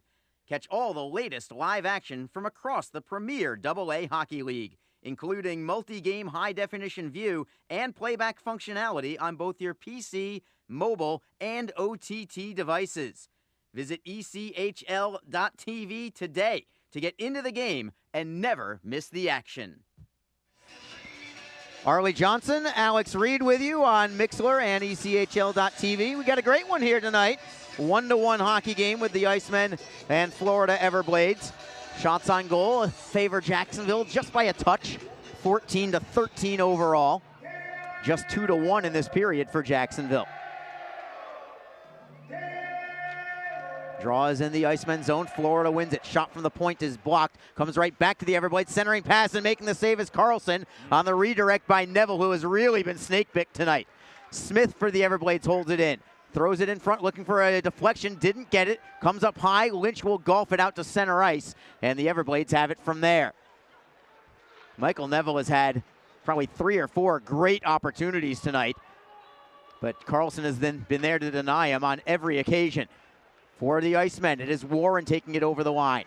Curls on Smith, waits for a trailer and finds it in Lynch. Lynch looks for the wraparound, got it in front, knocked away. Looked for the wraparound, but couldn't put it on frame. And the Everblades are able to take it out of further harm's way. Nice back check here from Jacksonville's John Albert. Feeding it to Warren, then to the left. Bobby Lynch will kick it out to the neutral zone. The Everblades try to play it ahead. I think it went off the linesman, Cole Rui, but Jacksonville takes over. Lead pass thrower for Clark is behind him. It'll be icing against the Icemen. And back into the Jacksonville zone we go. 12:52 to go in the second period. 1-1 is your hockey game. The Icemen scored just 1:08 into the contest off the stick of Craig Martin. Florida equalizing at the 16:22 mark of the first period. Quick update from Atlanta, by the way. The South Carolina Stingrays trailed 2-0 after one period. They scored 3 unanswered in just over 5 minutes. They now lead 3-2 in Atlanta. As Jacksonville wins the faceoff, pass to Clark. Clark will drive it in behind the net of Appleby. Appleby leaving the puck for Logan Rowe, who will drive it off the board safely out to center. Magwood backhands it into Jacksonville territory. No icing here, so Carlson's going to have to play it himself. Wad looks for the steal for Florida. Mingo pins him up against the wall. Mingo is double teamed right now, and Florida digs it free. To the line for Atwall. Left side, it's Rowe. Rowe with a shot and a screen. Carlson makes the stick save. Rebound for Clark behind his own net. Chipping it up the left side for Emerson Clark. Puck, I think, just got held up on the dasher. It really slowed things down, but Jacksonville still has possession. Clark for Clark. Emerson with it now on the left wing side. Tried to get away from a double team. He was tripped up on the play. Still loose in the zone, however, and Everett Clark tracks it down into the high slot, leaving it for Emerson Clark. Right wing circle. Turns to his forehand, feeds it to the left for Shaw. Shot in a screen that is blocked by Atwall, and Florida takes it away and plays it through the neutral zone. The Icemen, nice play by Beaudoin, knocking the puck out of midair. Here come the Icemen with numbers. Mercier looks for the trailer, cannot get the pass away. Mercier dropping it back for Beaudoin, and it's stolen by Florida. The Icemen really could have done more with that odd man rush, but they never even got the pass away. I know Mercier would love to have that one back as the Icemen have it in their own zone. Beaudoin with a flip pass. Mercier at the red line, golfs it ahead for Martin. Martin will chop it off the wall into the Florida zone. The Everblades bring it right back out. Auger goes wing to wing with his pass for Winicky. Winicky takes it over the blue line, but Cedarholm knocks it free from him. Winicky steals it back, only to give it up to the Icemen once more. Patrick McCarron now steps in from the blue line. Centering pass. Excellent play by Schmier. Ahead to Mercier. He's got Martin with him. Over the right side, it is Schmier, but that will be offside. Martin was expecting the pass on the left, so he had a full head of steam going. Instead, the pass went to the right, and by that time, Martin had no choice but to be offside there. Yeah, there was more space on the right, but at that point, it took too long to get that pass over, and that's what drew the whole play offside, unfortunately. Now, Iceman had a couple of attempts there, and the one you mentioned on Mercier there, just waited too long to make a decision, a little indecisive, got forced to the outside on a good stick by Atwall there. So, that was a situation where they could have dropped it back, opened up a little bit more of a lane there, but again, the Icemen had some rushes. They just got to be a little bit more efficient on their chances. Yeah, it had to be an early pass on the drop, and once he hesitated, it was game over at that point. And again, Florida, that's their MO. Play strong defensive hockey. They know how to play that side of the ice, and they showed it there. So give credit to them as well. Everblades clear in. Blocking it is Carlson behind his own net, plays it around the wall, comes loose for the Icemen. Warren digs it away and plays it over the blue line, but no further. Everblades wrist it right back in. Jack Nevins, maybe the second time we've called his name all night. He's not played much for Florida. Jacksonville with the puck in their own end. Warren goes cross ice for Cedarholm, right wing. Lead pass deflected in by Lynch. Appleby will play it himself. Trying to move in on the forecheck is Warren. Nearly got the puck away from the netminder, but the Everblades do work it free. Through the neutral zone, lead pass intended for McCarron. Mingo knocks it free. McCarron gets it back. Mingo gets it back again. Back and forth we go. Mingo tries to knock it loose. It goes around to the opposite wall. Now on the far side, where Thrower gets hit from behind. No call there, none necessary. Jacksonville picks up the puck. Mingo with a feed for Warren. Warren tries to clear out just over the blue line and out, and it bounces fortuitously to Jacksonville. Lynch is by himself for the moment. Tries to pick a player up off the bench. By then, it was too late, and the Everblades have possession. 9:38 to go in the second period. Still a 1-1 hockey game. Jacksonville with a steal, stolen back by Florida. The Icemen still struggling getting the puck out of their own zone, not just tonight, but just in general. But the Icemen get a steal of their own. It's Schmier with Martin. Schmier, 360. Tried to get a centering pass away, knocked free, but loved the move and the effort there by Braylon Schmier as the Icemen try to pressure in the offensive zone. Mercier with a centering pass. That is intercepted by Florida. Fans want a high stick call, but none coming. And Florida works it through the neutral zone. Bouncing puck there. Jacksonville takes over. Playing it into their own end. Hayden Shaw starts the rush up ahead. Mercier deflects it ahead for Schmier. Schmier into the left wing corner. Beaten to the puck by Daner for the Everblades. Daner with some speed going wing to wing for Auger. Hayden Shaw and Auger collide into the boards behind the Jacksonville net. Beaudoin knocks it free. Mercier chips it off the boards and out. It will not be icing. It checked up and it doesn't reach the line. Daner looking to move it free. Jacksonville looks for the steal. The forecheck by Hedden knocks it loose. Hedden to the blue line for Mingo. Wrister in a screen is blocked at the line. Hedden holds it in for Mingo. Wrister in a screen. Easy save there by Florida. Centering pass comes all the way to the blue line. Thrower holds it in for Jacksonville. Plays it down low. It is Clark for Everett Clark. Left side Mingo with a one-timer, and a save is made by Appleby on the blocker. Everblades will clear it out just over the blue line and out to center. Good pressure there from Jacksonville as we stay 1-1. Clark for Clark. For Clark again. Emerson this time. Left wing corner. Drops it down low. Plays it off the apron. It is loose right at the post. And Appleby is able to keep his pad up against the short side post. And the Everblades will clear it out of the zone. If Appleby had left that post even by just a couple of inches, you could have been talking about a goal there for the Icemen. Puck is in Jacksonville's end now. Mingo plays it D to D for Thrower, and Mingo gets the return pass. 7:32 to go in the second period. Still 1-1. Mingo with a feed for Albert, knocked free by McCarron, and the Everblades in transition. McCarron with a wrister, save made by Carlson, no rebound. He just gobbles that up in his midsection, and he will take the face-off. Pretty good pace, though, picking up in this second period, Reader. Yeah, good continuous action, very few whistles, both teams going end to end up the ice, and both teams getting some chances and some good defensive play on both sides. Both teams kind of tightening up. Shots right now pretty even, 17 for Jacksonville, 16 for the Everblades, but again, watching those couple shifts there, Dejan Mingo logging a lot of minutes there. Well, what a difference he makes on both ends of the ice from a puck-moving standpoint and just the speed and agility side to get back and make those defensive plays. Everblades win the face-off. They'll play it down low. Jacksonville defending on the play in the form of John Albert. Florida knocks it over the blue line themselves. They'll have to track it down in the neutral zone. Patrick McCarron for John McCarron. Gives it up to Cedarholm. Cedarholm for Albert. Cross ice for Shapiro, who's got a ton of open ice through center. Shapiro over the blue line, offside. Warren got knocked off of the line by a Florida player and couldn't keep his skate on the ice. Could have been called interference because of it too, but it was so glancing a blow. It wasn't a big blow. It's hard to call it in that situation too. Yeah, it is. And Warren, give him all the credit in the world. He had his leg stuck out trying to keep it across the line. Just wasn't going to happen that time. The result, the offside whistle there, but just got that little bit of a jolt there, kind of negated the rush. Too bad. I wanted to see what Shapiro could have done with it going coast to coast. That would have been something. Yeah, the seas just parted for him. At least the left side of the ice completely did. That's a lot of skating there for Shap. Just getting back in. They got to pump the brakes a little bit. Here comes Florida back into the offensive end. It's Waugh trying to move around Shaw. Mercier knocks it free. Excellent work again by Mercier, showing his two-way ability as well, as Martin tries to play it over the line, but that will be offside as well. Martin knew he was offside. He was trying not to touch the puck. He wanted it to be delayed, but somewhere along the way, I think it glanced off his pant leg and will bring it outside the Florida line. This game's been pretty even pretty much the whole way. Give the edge to Jacksonville probably about the first 5 to 7 minutes of the contest. After that, it's been about dead even.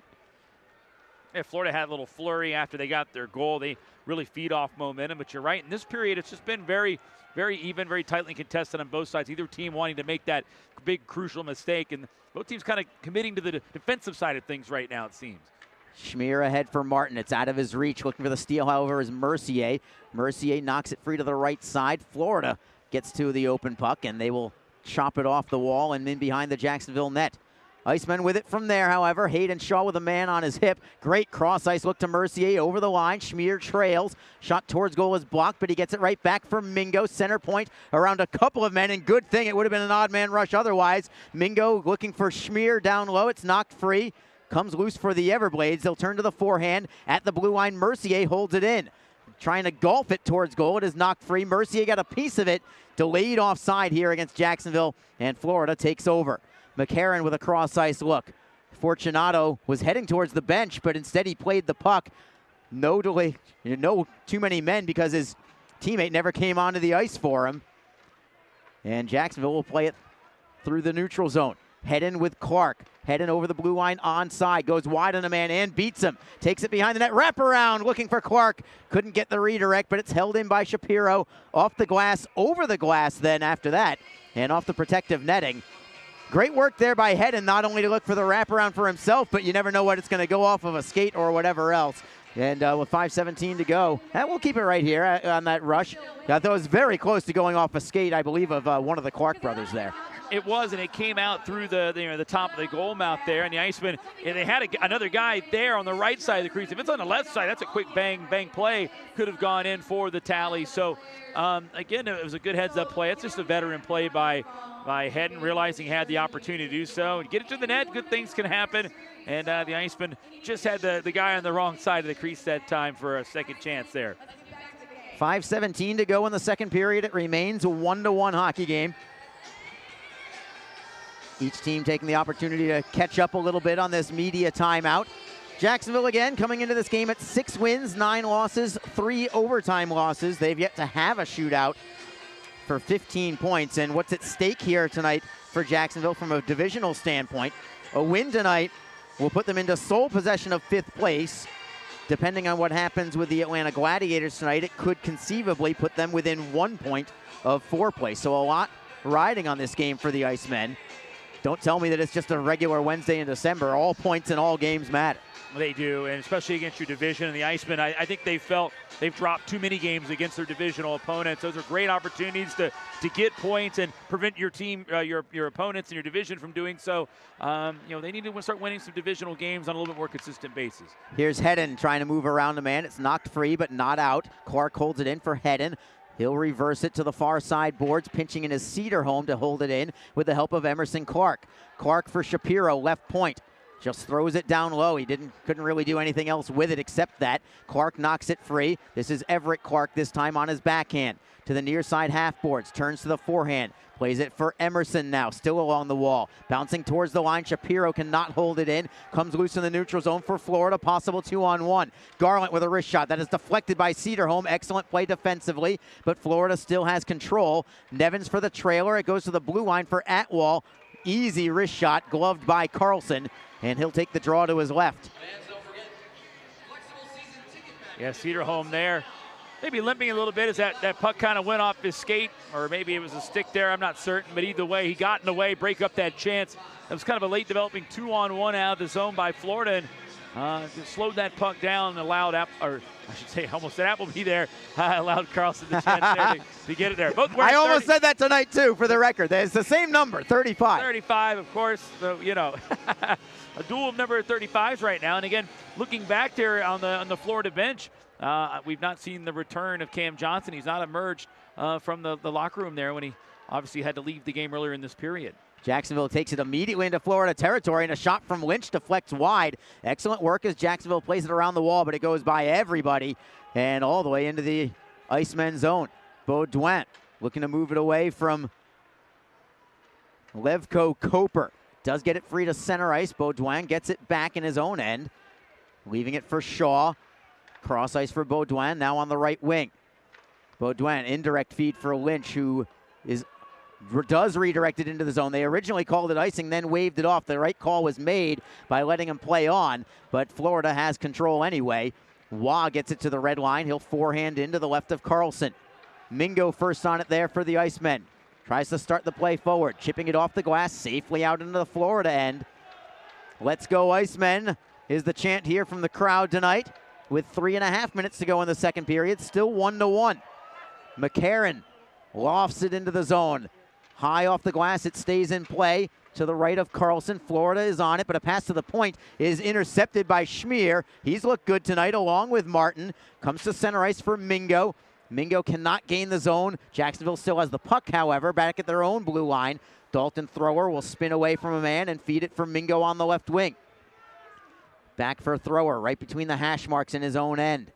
Thrower very slowly through the neutral zone. Feeds it for Mercier. Mercier gains the line onside. Throws it in front for Schmier. Backhands it through the top of the crease. Nobody there on a potential feed in front. Held in by Martin. Penalty coming as well. Is this going to be on Jacksonville? It will be. Delayed call. Florida has the puck, and they take it over the blue line as well. Wrist shot goes high and wide, and there is your whistle. And it's going to be a power play for Jacksonville. Holding is the call against the Icemen. 2:37 to go in the second period. This will be Florida's second power play of the night. and a pretty big penalty kill right now. As tightly contested as this game has been. Again, we talk about the special teams battle, Harley. A chance out for Florida trying to grab its first lead of the game. And if you're the Icemen, you want to make sure you kill this one off. You're hanging tough with one of the top teams here in the division and in the league. And you don't want to give Florida any momentum going into the break. As we already talked about, Florida, a very good finishing team, a good third period team. So with the numbers back that up, we'll talk about that later. Everblades win the draw. In the offensive end are the Blades. It is Fortunato to the right side for Garland. Defending is Emerson Clark. Comes back to Brandon Fortunato. To the circle for the Everblades. That's Magwood for Fortunato again. Cross ice, it's Garland. Kicked the puck onto a stick, throws it into the bumper. It's redirected on goal by Waugh, or towards goal, I should say. It was going to go over the crossbar. But Carlson makes the glove save anyway and hangs on. He'll take a draw and an opportunity to change up the penalty kill unit. Yeah, wanting it too much of it. He was right there in the slot, just immediately redirecting a chance that Carlson was prepared for. And like you said, it was going to go high over the net either way, but Carlson snaring that one out of midair, and then sets up a face-off here for his team to try to maybe win the draw and get it clear. Florida on the power play this year. Can't believe it, but they are 25th in the league for such a potent offensive club. Wow. And even worse than the ranking is the percentage, 9.5%. But here come the Everblades. Shot towards goal is deflected wide. Comes back to the Blades at the left point. Magwood, left wing half wall. Defending his thrower. John Albert is penalty killing as well on that side. Fortunato for Garland, top of the right circle. Garland on his forehand. Plays it back to the line for Fortunato. Defending is Hedden. Comes to the circle. Magwood with a centering pass. Great read by Mingo. He will steal and clear it. The Icemen have been very strong with their defensive positioning all night thus far. 59 seconds to go on this power play for Florida. Finishing up their ranking, 9.5%, including tonight. They are 7 for 75 on the year. Oh, that's just, it's hard staggering to number. It is. Waugh for the Everblades. Plays it off the boards for Fortunato. Defending is Mercier. Still 38 seconds to go on the power play. Garland gave it up to Cedarholm. On his forehand, he can't pit the shot away. Looking to go towards the line. It is held in. Shot towards goal is blocked. Comes to Mercier. He's tripped up on the play. Jacksonville will play it out of the zone with the help of Kyle Shapiro getting some penalty kill time here. Final minute of play in period number 2. 16 seconds to go on the Florida power play. Winicky over the blue line. Tries to go wide on Shapiro. He'll play it off the wall for Auger. To the point, it's Rowe. Cross ice for McCarron. Right circle. Fires and a save is made. Rebound is loose. It goes wide from John McCarron. Teams are back at full strength, but Florida still has the puck. It is Patrick McCarron, right circle. Into the bumper. Save is made by Carlson. Rebound into the corner. Clark takes a man, but can't take the puck. Auger holds it in with 24 seconds to go in the period. Patrick McCarron plays it down deep. John McCarron trying to get away from Shaw, and does. Into the left wing circle. Pressure from the Everblades. Auger with a shot. Save is made. Rebound driven off the boards and out by Shapiro. Shapiro desperately wants a line change. Just 6 seconds to go in the period. The Everblades at center ice. They'll forehand it in with 3 seconds to go. Around the wall, and the horn will sound. And the Icemen will head into the break still tied. A scoreless second period. Each team scoring in the first period, and that has been it. The Icemen scoring just 1:08 into the game from Craig Martin. Florida responded at the 16:22 mark of period number 1 from Ben Masella. In that second period, again, a scoreless period. Shots on goal in that frame. The Everblades get 8. They have a 2-period total of 20. And the Icemen only 5 shots on goal in that period. They have a 2-period total of 17. You know, that pins and needles is a good way to describe the last 2:37, that period, the power play. And then post-power play, you had the big line out there with McCarron, Winicky, and Auger. So it was a little dicey at times, but the Icemen battled. They got out of there. And I think, Arlie, as this game goes on, you got to be feeling good right now if you're the Icemen. Yeah, you'd like to get some more chances. But, again, you know you've got to play a little bit of a disciplined, patient game here against Florida. But, gives the team a boost there. If Florida had scored there, it would have been a big game changer without question. Now, if you're the Icemen, hey, 20 more minutes. But, again, we've talked about Florida, a good team. They've outscored their opponents 22-11 in the third period. So they're a team with the 11. They shut you down, and they get some goals there as well. So, but, again, if you're the Icemen, you got to be feeling feeling good about yourself. You've been hanging in there. It was a good period. I think both teams committing to the defensive side of things, and we're seeing it why we're at 1-1 score right now as a result. I think both clubs have good reason to be confident going into this final frame for sure. The Icemen playing as good as they've played all season long. They've played well tonight too. Certainly on the defensive end. I'm very impressed with the defensive positioning for the Icemen. The back checking has been strong as well. I saw plays in particular from Pierre-Luc Mercier and John Albert that stick to mind, in particular from the back checking standpoint. And when needed, Carlson has been there as well for some key saves. He has made some big saves there, and the Icemen are going to need that as well. And they're giving him some support there. You got some guys in the right positions to clear out any second chance opportunities. I think Mingo's been very good here today. And, we've talked about it. We've said his name a few times, but even Shapiro just battling in his end, making the right plays, trying to get the puck out. Everyone's kind of dialed in right now. And, again, like I said, it's going to make for an interesting and a competitive third period. Both teams go in the locker room knowing that they have a chance to win it. So the 2 points definitely hang in the balance still in this contest. We are 1-1 after 2 periods of play. We will take a break and return in just a few minutes. We'll also have your plays of the week from around the ECHL in this intermission. Stay tuned for that. It's 1-1 again after 2. This is Jacksonville Icemen hockey on Mixlr and ECHL.tv. Ever wish we could get a new house? Yes, and Community First is freezing mortgage rates for up to 75 days, and they pay closing costs. Ever wish we didn't hire your cousin to fix our leaky roof? Just keep mopping. Ready for a new home? The home team at Community First can help by freezing mortgage rates for up to 75 days and paying your closing costs. Learn more at communityfirstfl.org. Community First, love where you bank. Equal housing lender. Hey fans, be sure to check out ECHL.tv, the live streaming destination for the 2018-19 season. Catch all the latest live action from across the premier AA Hockey League, including multi-game high-definition view and playback functionality on both your PC, mobile, and OTT devices. Visit ECHL.tv today to get into the game and never miss the action. A cool change is in the air, and professional hockey is back in Jacks. The Jacksonville Icemen are scoring goals and thrilling fans all season long. Tickets start at just $10 for an incredible game day experience. Come on out to Veterans Memorial Arena, feel the chill of winter, and watch the puck drop. The legacy begins now. JacksIcemen.com. NHL players have amazing talent, and some of the very best developed right here in the ECHL. Beagles in, he scores! Now, follow all your favorite ECHL alumni every night on NHL Network's primetime hockey show, NHL Tonight. Both teams recognize how big this matchup is. Fire save by Dubin. Rebound! Goosebump stuff. NHL Tonight, every night 6 Eastern on NHL Network.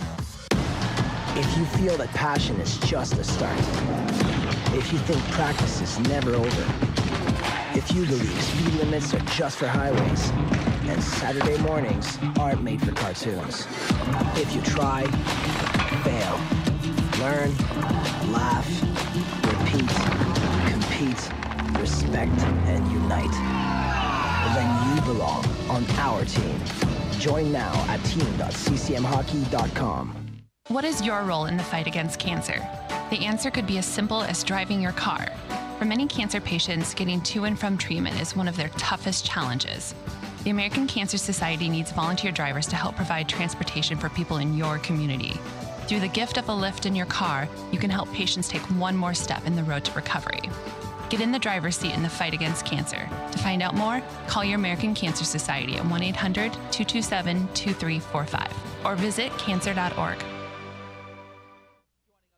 Sign up for ECHL TV and watch every ECHL game live online. Follow your favorite teams at home and on the road. With live streaming available on your PC, iPad, and iPhone, you'll never be too far away from the action. Never miss a big goal. Relive your favorite ECHL moments in the video archives. And catch every game from around the league live. If ECHL hockey is on, it's on ECHL.tv.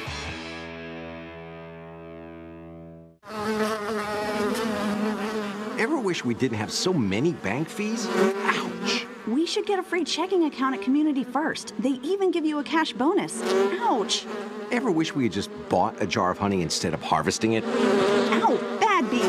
Have you heard the buzz? Community First is giving up to $200 cash bonuses when you open a free checking account with direct deposit. Learn more at communityfirstfl.org. Community First. Love where you bank. NCUA insured.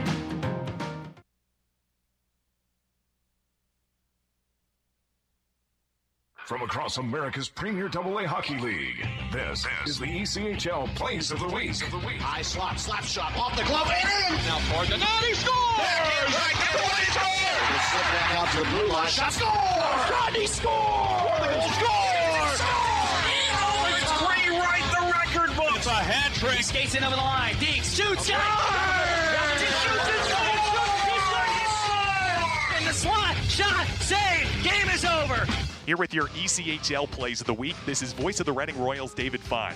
The Kalamazoo Wings wrapped up a difficult month of November. It was the finale of a 5-game road trip. They escaped 4-1 over the Wheeling Nailers at Westbanco Arena. Adam Dauda, a Slovakian-born rookie, responded 48 seconds after Wheeling tied the game late in the first. This was the eventual game winner. And Ike Capelli lobs it out through center on his backhand to Dauda. Dauda drops it off to Fry. Skates into the slot, finds Dauda, shoots, he scores! Adam Dauda has his second goal of his pro career. And a quick answer for Kalamazoo. It's 2-1 in the final minute of the first period. It was Dauda's second of the season, his first game-winning goal of his pro career. And John Peterson, always a winner on AM 1660, The Fan. Kansas City Mavericks defenseman Zach Osborne beat the Wichita Thunder Saturday with this overtime goal. Blue line, and over the stripe comes David Drzezinski. Drzezinski in back of the goal, sets it up, and a score! A score! A score! What? Scoring for the Mavericks is Osborne and KC. A victory in overtime over the Wichita Thunder. Mavs just pummeled the Thunder in shots in overtime, 5-0. It was Kansas City's first road win of the season, and then the next afternoon they got road win number 2 over the Thunder, 6-2 at Intrust Bank Arena. Call from Bob Renison on the Kansas City Mavs radio network. The Utah Grizzlies down 4-3 late in the third period, but then Yuri Taro set up the game-tying goal. Rebound rolls back to Terrell on the right side. Terrell to Kevin Davis in the slot. Over to Sajan on the left side. He fires a shot. He scores! Brandon Sajan's tied up the game. It's 4-4. Unbelievable. Sajan's third goal in his last 2 games as he just got it past Appleby with Joe Wegworth out in front of the net. Oh, what a game this has been. Call courtesy of Tyson Whiting on KSOP. Utah later got the win in the shootout. They took 2 of 3 games in the series over the Florida Everblades. That final was 5-4. Down south, the Atlanta Gladiators' goal of the week came from Luke Nogard. Now back to Nesbitt at the blue line, passes it up, shooting it towards the net, and it gets in! Luke Nogard lights the lamp, and the Glads have tied it at 2. Ira Liebman slinging calls on the Glads radio network. Friday night down in Hampton Roads, Norfolk Admirals defenseman River Rimshot scored this electrifying overtime goal. The Admirals won their first overtime game of the season. Rimshot enters the zone near side with some space. Goes around Clark, cuts to the middle. What a move! He scores! River Rimshot, you can't be serious! What a goal! He has won the game in overtime for the Admirals, 5-4. Let's go home, Admirals fans. Wow! Weston DeWitt with the camera on him on the Admirals radio network. Rimshot is now second on the Admirals in goals by a defenseman with 4. Maine and Worcester accustomed to playing highly entertaining games that often go into overtime. They did it again Tuesday night at the Cross Insurance Arena. Each team surrendered a lead in the game, forced it into overtime. It was tied at 4. And about 4 minutes gone in OT. Alex Kyle, overtime hero for the second time in the month. As they cancel along the boards, Kyle picks it up. Kyle from the angle is stopped. He goes after the rebound, and he scores!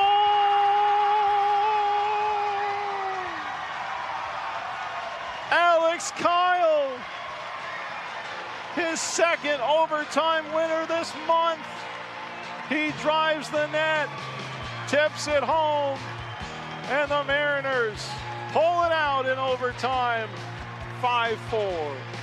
Kyle also beat the Royals in the extra session November 11. 2 of his 3 goals have been in overtime this year. The Mariners and Railers played 6 extra time games last year and already 2 this campaign. Meanwhile, for Worcester, they snapped out of a little funk this past Friday night. 6-4 win over the Newfoundland Growlers at the DCU Center. And Dante Salaturo etched his name into the Railers record books, recording the first regulation hat trick in franchise history with goals in each period. Cam McGuire here to capture it on 98.9 Nash Icon. Below the right circle, holding. Pirog and him play a give and go. JST cuts, Salaturo scores! Schmaltz and Salaturo, headman pass up to Salaturo, in alone, fires and scores! Railers leading 5-4, a long range shot from Salaturo, and he scores! It's a hat trick, and the Railers lead 6-4. The 23-year-old forward has played in 4 games for Worcester this season after being acquired by the Indy Fuel on November 19th. 3 goals and 2 assists in a Railers sweater. Meanwhile, the Adirondack Thunder throughout the team's history have found a way in overtime very often. Late game goals sort of their trademark, especially when at home. However, on the road, they're pretty good in the extra session too. Hayden Verbeek, overtime goal north of the border. Controlled now by Verbeek, flips in front, Summers the shot, save, rebound, puck still loose, Verbeek scores! Hayden Verbeek wins it in overtime! The goal mouth scramble, Hayden Verbeek second of the game, and the Thunder win 4-3.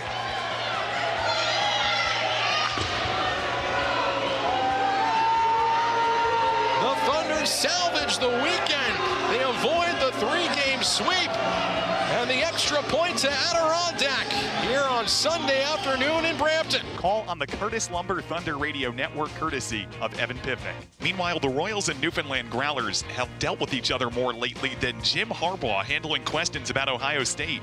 Tuesday versus the Growlers, Ralph Kademi scored twice. Teixeira, we're at even strength to Canodal. Deep slot, slapper, save, rebound, score! Ralph Kademi is destroying the coast! His 19th goal of the season! 6 more than any other guy! 12:23 to go in the second, and his favorite spot, the right doorstep for a 3-1 Royals lead. Put this into perspective. He has more goals on this date with 19 than any player for the Royals since the ECHL switched stat-keeping services in the early 2000s. In a 3-game week against the Rapid City Rush, the Idaho Steelheads battled on night 1 in a sparklit third period. 4 goals in 2 minutes and 46 seconds, forced overtime. Then in the first minute, it was rookie forward Anthony Nellis. Here's the call from the voice of the Steelheads, Colin Schuck, on 1350 KTIK, The Ticket. Joel stymies him with a stick as Bleakley wrapped up Fiore from behind. Now Anthony Nellis charges ahead. 2-on-2 with Sossaman. Right side, he shoots it. It's saved. He scores! Game, set, match, Bilko! Anthony Nellis squeaks one by Tyler Carlson the last second, and the Steelheads battle their way throughout the night and win it 4-3 in overtime. Thanks again for tuning into this edition of the ECHL Plays of the Week. Hope everyone has a safe, happy, and healthy holiday season, and enjoy the ECHL hockey. Ever wish we could get a new house? Yes, and Community First is freezing mortgage rates for up to 75 days, and they pay closing costs. Ever wish we didn't hire your cousin to fix our leaky roof? Just keep mopping. Ready for a new home? The home team at Community First can help by freezing mortgage rates for up to 75 days and paying your closing costs. Learn more at communityfirstfl.org. Community First, love where you bank. Equal housing lender. Hey fans, be sure to check out ECHL.TV, the live streaming destination for the 2018-19 season. Catch all the latest live action from across the premier AA Hockey League, including multi-game high-definition view and playback functionality on both your PC, mobile, and OTT devices. Visit ECHL.TV today to get into the game and never miss the action. A cool change is in the air, and professional hockey is back in Jacks. The Jacksonville Icemen are scoring goals and thrilling fans all season long. Tickets start at just $10 for an incredible game day experience. Come on out to Veterans Memorial Arena, feel the chill of winter, and watch the puck drop. The legacy begins now. JacksIcemen.com. NHL players have amazing talent and some of the very best developed right here in the ECHL. Beagles in, he scores. Now, follow all your favorite ECHL alumni every night on NHL Network's primetime hockey show, NHL Tonight. Both teams recognize how big this matchup is. Fire save by Dubik. Rebound. Goosebump stuff. NHL Tonight, every night 6 Eastern on NHL Network. If you feel that passion is just a start, if you think practice is never over, if you believe speed limits are just for highways, and Saturday mornings aren't made for cartoons. If you try, fail, learn, laugh, repeat, compete, respect, and unite, then you belong on our team. Join now at team.ccmhockey.com. What is your role in the fight against cancer? The answer could be as simple as driving your car. For many cancer patients, getting to and from treatment is one of their toughest challenges. The American Cancer Society needs volunteer drivers to help provide transportation for people in your community.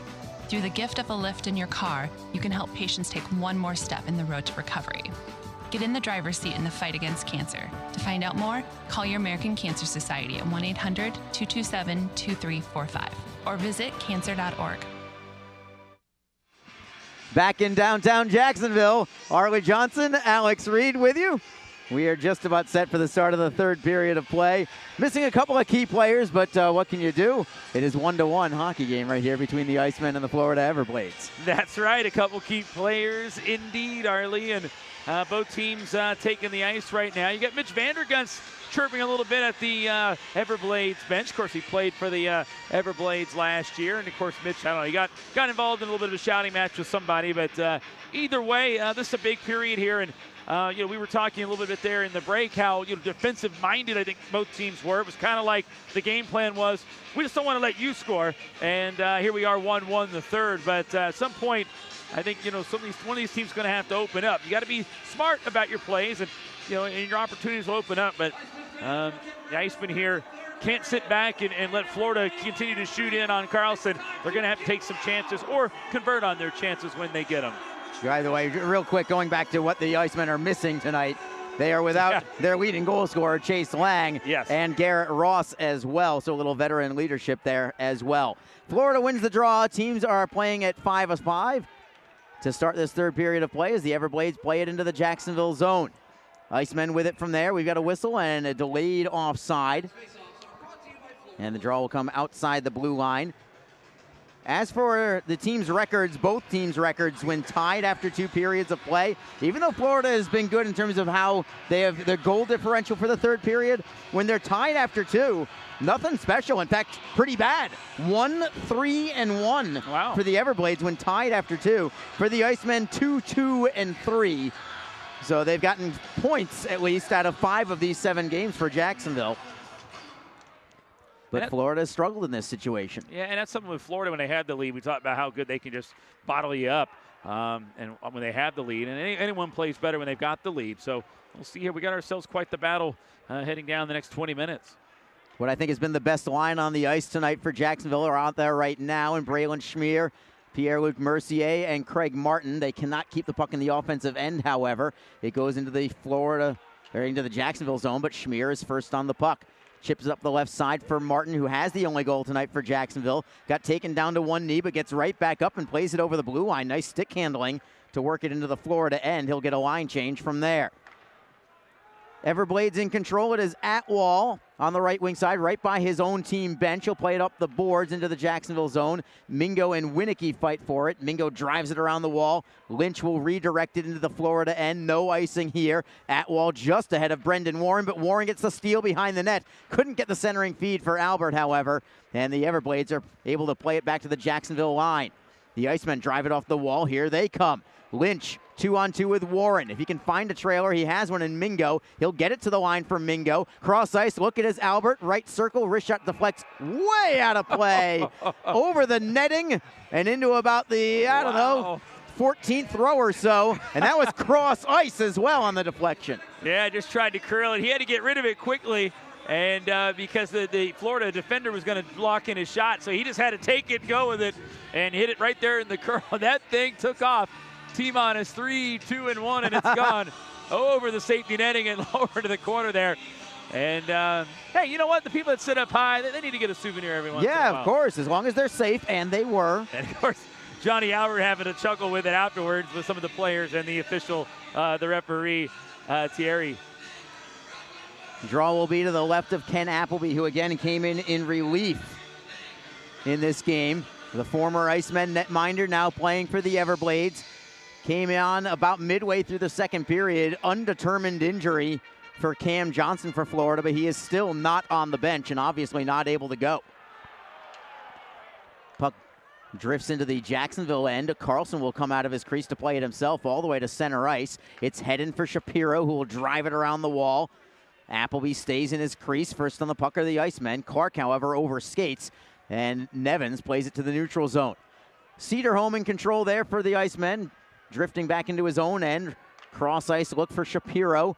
Garland forechecks on him. Shapiro drives it up the boards. It goes off a leg and comes free to the Everblades. Nevins over the blue line, centering pass. Nobody home. Comes off the boards. Neville plays it free to the line. McCarron plays it cross ice. Daner has all day. Closes, fires, and it goes wide.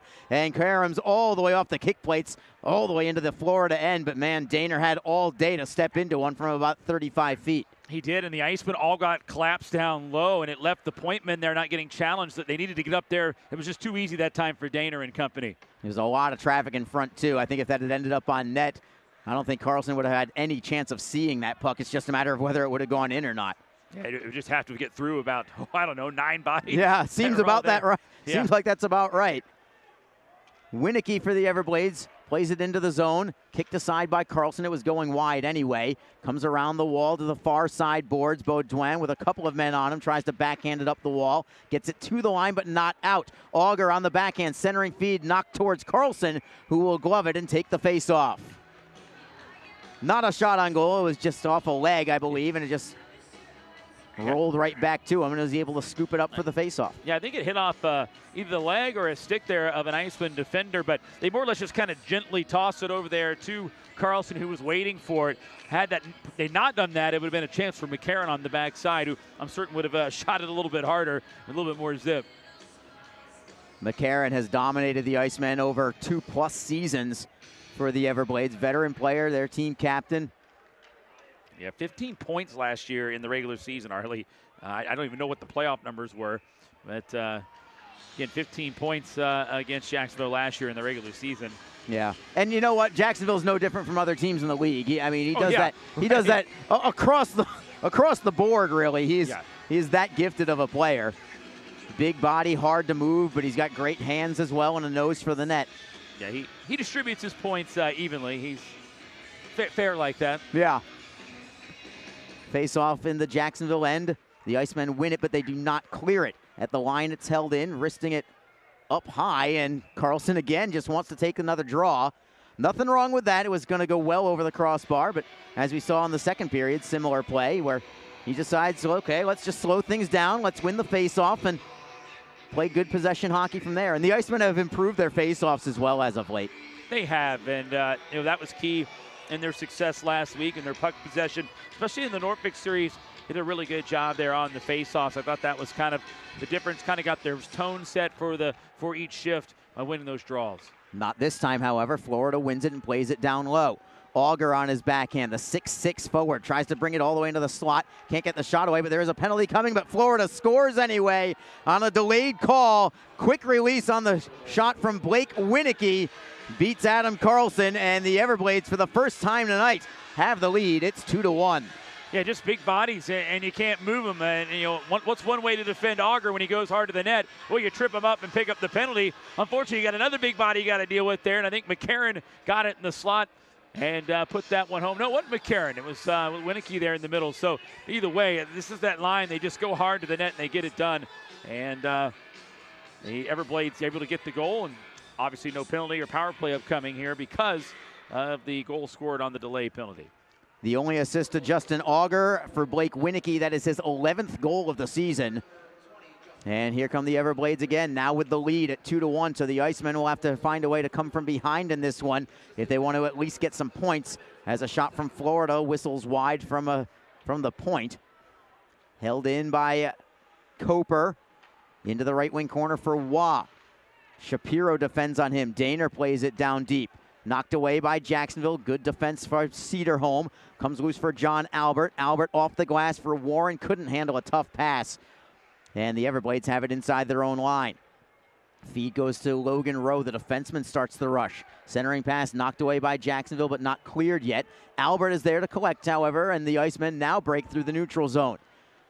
It is Martin forehanding in and going after it himself, waiting for his line mates to get onto the ice, and somehow Martin gets to the puck first. Centering pass, deflects up high, comes towards Mercier, but it's knocked free by the Everblades. A poke check from Hayden Shaw got it loose briefly, but the Everblades get it back. Garland with a feed. Great read there from another back check from the Icemen, this time Braylon Schmier, and he starts the rush over the blue line. He's got great wheels, too, from the right circle, and his shot is blocked. Stick goes up high by Schmier. It will be a penalty on Schmier. Just a matter of whether it's 2 minutes or 4 minutes. The referee tries to get a look at Smith to see if it's going to be a 2-minute or a 4-minute. It's a call that had to be made. Schmier knew it as soon as it happened. 4 minutes. It is a double minor.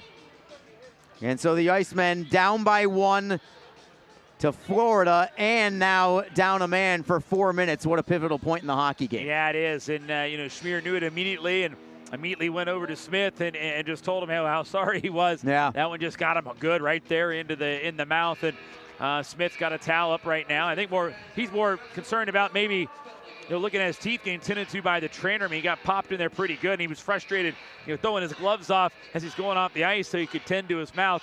So tough one here, and again, now it's a 4-minute penalty on the board, and you're going to give the Everblades a lot more times here with an advantage. Now they got to scrape the trail of blood on the way to the bench that Smith left behind, and that's why it's a 4-minute penalty, because they did draw blood. And not the start the Icemen wanted here in this part of the period, surrendering a goal, and now you got to kill off a 4-minute penalty and a power play here for Florida. The one silver lining out of this, if it comes to pass, is if you kill off these 4 minutes, you've gotten yourself quite a decent amount of momentum. But yeah, that's a long way from now. A long way. It's going to seem like a long way, as tight as this game is. Obviously, I think the next goal in this game is going to be key on how everything unravels here the rest of the way out. Obviously, if the Icemen can get it, they tie it up. Who knows where it goes? But if Florida gets it, they go up by 2 at the very least, depending when they score it. And then they can really get in that defensive mode and really frustrate you and limit your chances. The Icemen got tripped up right off the draw, but no call there. Florida is able to keep it in because of it. The Icemen would have had an easy clear out, but will play on, and Florida has possession. McCarron for Winicky, who just scored. From the left circle, shot is blocked in front, deflects to the high slot. The Everblades get it back. There's a man down for Florida. That is Justin Auger. Very slow to get his stick, but he is still on the ice. Surprised he doesn't go to the bench while his team still has possession. In control is Logan Rowe. Far side half boards. Cross ice sits Winicky. Centering feed knocked away, and the Icemen are able to clear the zone. Arlie, here's another plan that is long overdue. It's time for the Icemen's first shorthanded goal of the year. I was just thinking that. It's time for him to get one. Great broadcasters think alike, Reader. That is true. Florida into the zone. They'll play it down low. Trying to get there first is Dalton Thrower for Jacksonville. Took a hit up high. Puck comes loose for Mingo. Mingo with his speed. Gets away from one man. Gets it loose for Clark, who will do the rest of the work and clear it out. 2:54 to go on this power play. Florida 0 for 2 on the man advantage so far tonight. This is chance number 3 officially. It'll be chance number 4 in 45 more seconds. Logan Rowe with a drop pass. Dangerous pass, but it goes to Fortunato. Still in the neutral zone. Now the Everblades take it into the zone. Centering feed knocked away by Jacksonville. Can Clark get there? No. At the blue line, do they hold it in? No. Offside is called against Florida just over the line. I am actually skeptical as to whether that was the right call or not, but no argument here. No, maybe from the Florida bench, but very close. Either way. Yeah, it was very close. And again, the Icemen kind of challenging the point there. Clark wanted to go back on a rush the other way, full steam ahead, but they couldn't quite get it done. So, it was one of those situations where it could have gone either way on the call, and a chance offensively for Jacksonville. They could settle that puck down. In the neutral zone, the Everblades have control. Hunter Garland into the zone, plays it cross ice, finding Wad, defending is Shapiro. Off the boards to the point, it's Fortunato. Feeding it for Garland. Half boards right side. Still it is Garland. Flip pass to Fortunato, walking the line. Feeds it to the right for Garland. Top of the circle, snapshot, deflects wide. Comes all the way back to the left point for Fortunato. 1:58 to go on the power play, so the first half of this 4-minute penalty is covered. Still it's Florida with the puck, however. To the circle, Garland for Waugh. Defending is Warren into the bumper. Shot on goal and a great save by Carlson. Rebound goes behind the net. Florida still with some pressure, but Garland lost the handle to it, and it goes all the way out to center ice. The Icemen catch a big break there as Magwood has it back at the red line. Lead pass for Garland. Into the zone once more for Fortunato. Defending is Mercier. Now taking the body is Baudouin, but Fortunato has possession. Fortunato to the left circle for McCarron onto the ice. High slot, it's Garland. Drop pass for Winicky. 1:15 to go on the power play. McCarron at the left circle with his head up, looking for an open man. The Icemen still in their box defense. Behind the net, Winicky carries to the left wing corner. Feeds it to the line for McCarron. Everything's on the perimeter for now. McCarron with a shot on net. Carlson makes the save. He saw it easily from 40 feet away. That's excellent penalty killing from Jacksonville, just keeping everything on the outside. And the one shot that does come with no screen whatsoever, and Carlson's able to gobble it up. That's what you want right there. I mean, it's kind of positional penalty killing right there. And I know that was kind of something that the coaching staff was looking at before the game. Looking at this Florida power play, how can they combat it? How can they limit the opportunities? And if you're going to give an opportunity, none better than that when the goaltender has plenty of time and it comes from about 40 feet away. Draw comes to Carlson's right as he readjusts his equipment. A little bit of gamesmanship possibly here from Carlson, just to give his team a little chance to catch their breath. They did get a line change, of course, so it's fresh skaters out there, but still nice to catch an extra beat there. And now a big face-off between John Albert for the Icemen against Blake Winicky for Florida. And the Everblades control it. Albert looks for the steal, gets it, but doesn't clear it. Winicky holds it in. McCarron left circle for Winicky at the point.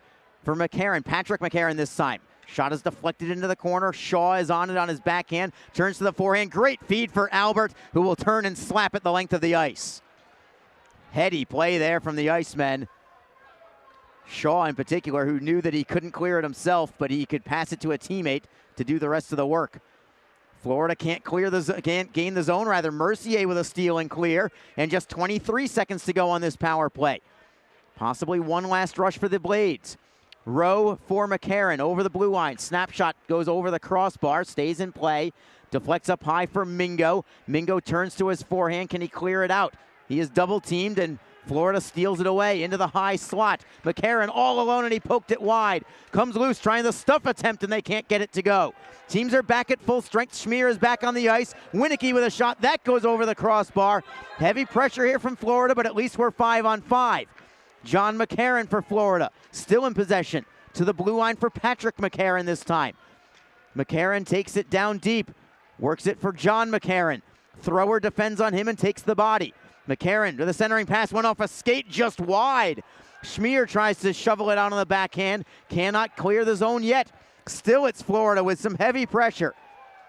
McCarron down deep into the high slot. A shot from Rowe. Save is made. Rebound is cleared by Mingo. It'll be icing. I don't think the Icemen mind that at all. They need the whistle, and they need to regroup. Yeah, they do, and they're going to have to do everything they can to get a little bit of a break here. But again, you just felt something happening there again, and Florida was getting changes one by one because they had possessions for so much time. They had a fresh group out there, and the Icemen right now are going to have some tired guys out there, but at least they can get a breather, try to win a draw, recollect, and get the change.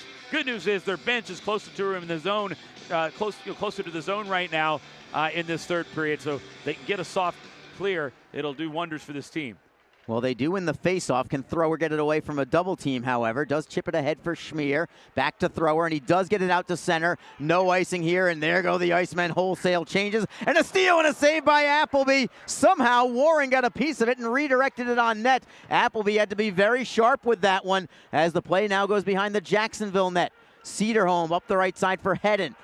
They cannot clear the zone. Florida's forechecking is really picking up here in this third period. Atwall dropping it to the blue line for Magwood. Cross ice for Daner. Daner in a screen. It is blocked by Cedarholm into the corner for Waugh for Florida. Cedarholm takes the body. Still loose behind the net. It's taken away by the Blades towards the line for Daner, left point. Cross ice for Atwall. Rister in a screen. Save is made by Carlson. No rebound. We will take a break. 9:46 to go in the third period. The Everblades on top. 2-1 is your score. This is Jacksonville Icemen hockey on Mixler and ECHL.TV. Ever wish we could get a new house? Yes, and Community First is freezing mortgage rates for up to 75 days, and they pay closing costs. Ever wish we didn't hire your cousin to fix our leaky roof? Just keep mopping. Ready for a new home? The home team at Community First can help by freezing mortgage rates for up to 75 days and paying your closing costs. Learn more at communityfirstfl.org. Community First, love where you bank. Equal housing lender. Hey fans, be sure to check out ECHL.TV, the live streaming destination for the 2018-19 season. Catch all the latest live action from across the premier AA Hockey League, including multi-game high-definition view and playback functionality on both your PC, mobile, and OTT devices. Visit ECHL.TV today to get into the game and never miss the action. A cool change is in the air, and professional hockey is back in Jax. The Jacksonville Icemen are scoring goals and thrilling fans all season long. Tickets start at just $10 for an incredible game day experience. Come on out to Veterans Memorial Arena, feel the chill of winter, and watch the puck drop. The legacy begins now. JacksIcemen.com. Play is in the Jacksonville defensive zone, but the Icemen gain possession and play it out to center. Foot race for the puck, and the Icemen win it and play it into the zone. Shaw on his forehand, cuts to the net. Had Warren open, but the pass went high in the air. Baudouin from the point. Shot is blocked. Looking for the deflection is Albert. He tried to bank it off of Appleby, and he couldn't get it to go. Great pressure from the Icemen, and now it's Jacksonville playing it back into the zone. Warren keeps it in. He'll reverse it to the near side. Lynch hustles to try and hold it into the zone. Puck bounces very high into the air, and the Everblades take it over. Fortunato, touch pass for McCarron, and he'll shovel it out to the Jacksonville end. Excellent shift there from the Icemen. And a long lead pass for Jacksonville. Lynch turns and fires it in. Rowe first on the puck, gets away from Martin. Now he loses the handle. It comes to Mercier. Shot is deflected out of play. Oh. What a great play from Atwall on the recovery as Logan Rowe, who's as good as they come defensively, had a critical error. Mercier had to contend with a bouncing puck, tried to one-time it, just couldn't wait long enough. Yeah, I think Atwall, just a diving effort there, got enough of it to deflect that one wide. Otherwise, that is a shot between the hash marks there in the slot by Mercier, close range. He was ready to tee that one off, but I think Atwall lunging forward there to get a piece of it and knock it aside. But the Icemen, with a little bit of pushback, we'll see if they've gained some momentum from that 4-minute penalty kill that they just had. The Everblades do win the face-off. They'll play it out to the neutral zone, and they'll play it a little further. Now back into the Jacksonville end. Winicky and Schmier fight for it. Schmier wins that battle and gets it to center ice. Rowe pitchforks it right back in, and Dalton Thrower has control for the Icemen. D-to-D for Mingo behind his own net. 8:16 to go in regulation. The Icemen trail 2-1. Mingo plays it for Thrower. Thrower dropping it back for Mingo again, trying to accelerate and utilize that speed. Nice outlet pass for Martin, but he couldn't handle it, and the Everblades come back in transition. It's McCarron on the left wing side, finds a trailer and Daner, turns and fires, and a save is made by Carlson. Again, would have been over the crossbar, but he'll gladly take the glove save and take the draw to his left. So it's up to the Icemen to try and find a way to scratch and claw this contest at least into overtime. Loved seeing the Icemen get a late goal over the weekend in Norfolk to at least send a game to overtime. The Icemen, since their inception, Alex, have had a great deal of difficulty tying games late. I believe that's the second latest they had ever tied a contest. Wow, yeah. And it was over 3 minutes to go in that game, but still relatively late. You'd love to see the Cardiac Kids try to come alive somehow as the Icemen take it into the zone. Clark looking for the trailer and Shapiro. Shapiro at the right circle. Throws it in front. Looking for it is Clark, but it's knocked away by the Everblades and played out to center ice. Shapiro had the right idea, just hoping for a deflection in front. Had a couple of guys in front. Just couldn't find a stick blade there. Now it's the Everblades. McCarron takes it into the zone. From a sharp angle, save is made by Carlson. Kicking it all the way out to the neutral zone. 7:20 to go in the third period. The Icemen trail 2-1. Daner's lead pass goes by everybody. They're going to call it icing. One linesman has it as a deflection. The other linesman blew the whistle dead. And they're going to say that it should not have been icing. So the draw will come into the center ice face-off dot this time. Well, it's disappointing they call it, but it's always nice to see the officiating crew get together and just make certain that they get it correct here. And now they're just going to compromise, put it there at the center ice logo, and have a draw from there. That's the right thing to do anytime that it's blown dead by accident, I guess, or incorrectly, as the case was here. That is what the final result is, center ice face-off. Florida controls. Daner on the left wing gives it up to Lynch. Lynch cannot find Warren, however. And Atwall will take possession for the Blades. He'll drop back behind his own net, find some safety there. Lynch waiting between the hash marks. Albert is there to forecheck as well. Florida with an errant pass comes back to the Jacksonville zone for Hayden Shaw. Goes left to right for Baudouin. Baudouin with a high toss into the zone. Daner knocks it away. Lynch gets it back in the neutral zone. Tries to regroup, and he'll forehand it in behind the net of Appleby. Appleby leaving it for Atwall. Atwall up the right side. The Everblades work at the center. Baudouin bringing it right back for Lynch. Lynch with a three-man rush. Tries the centering feed. It is blocked. He gets it right back. Playing it for Albert. Knocked away by the Everblades. Pinching in is Thrower. He will hold it in. Around the dasher for Martin behind the net. Helping out is Albert just onto the ice. Plays it to the point for Thrower. Cross-ice look for Mingo. Wrister in a screen. It goes wide. I don't know if Appleby ever saw it, but it went wide to the far post. Jack Nevins will play it to center, and Garland will get it just over the Jacksonville line. And Thrower got a stick up high, but no call this time. I don't know if he was trying to draw the call or not. Either way, it didn't happen. And here come the Icemen. Martin with a wrist shot just over the crossbar. Would have been almost a carbon copy of his first goal. But this time he just misses it. And the Everblades get away with one there. Winicky pokes it into the zone. Down to 5:37 to go in the contest. Neville with a steal for the Everblades behind the net. Centering pass knocked away by Jacksonville, but nobody went for the puck. And the Everblades finally come away with it. To the line for Fortunato. To the near side, Neville in the slot, tries to center, but is broken up by Mingo and shoveled out of the zone. Can Clark get there? Yes. Takes a hit, leaving it for Mercier into the zone. Great play to keep it on side. Mercier into the high slot. Clark with a shot that goes wide. Didn't get good wood on it, but the Icemen still have control. Mercier to the left point. Shapiro winds and fires. It is blocked. Mercier holds it in. Left circle. Centering feed picked off by McCarron. That was a great defensive play by the forward McCarron, John McCarron this time. And the Everblades will play it into the zone. Yeah, Emerson Clark was wide open back door. If that pass gets across to him, he might have had an open lane there on the short side of the net. Less than 5 minutes to go in regulation. The Icemen still trail by 1.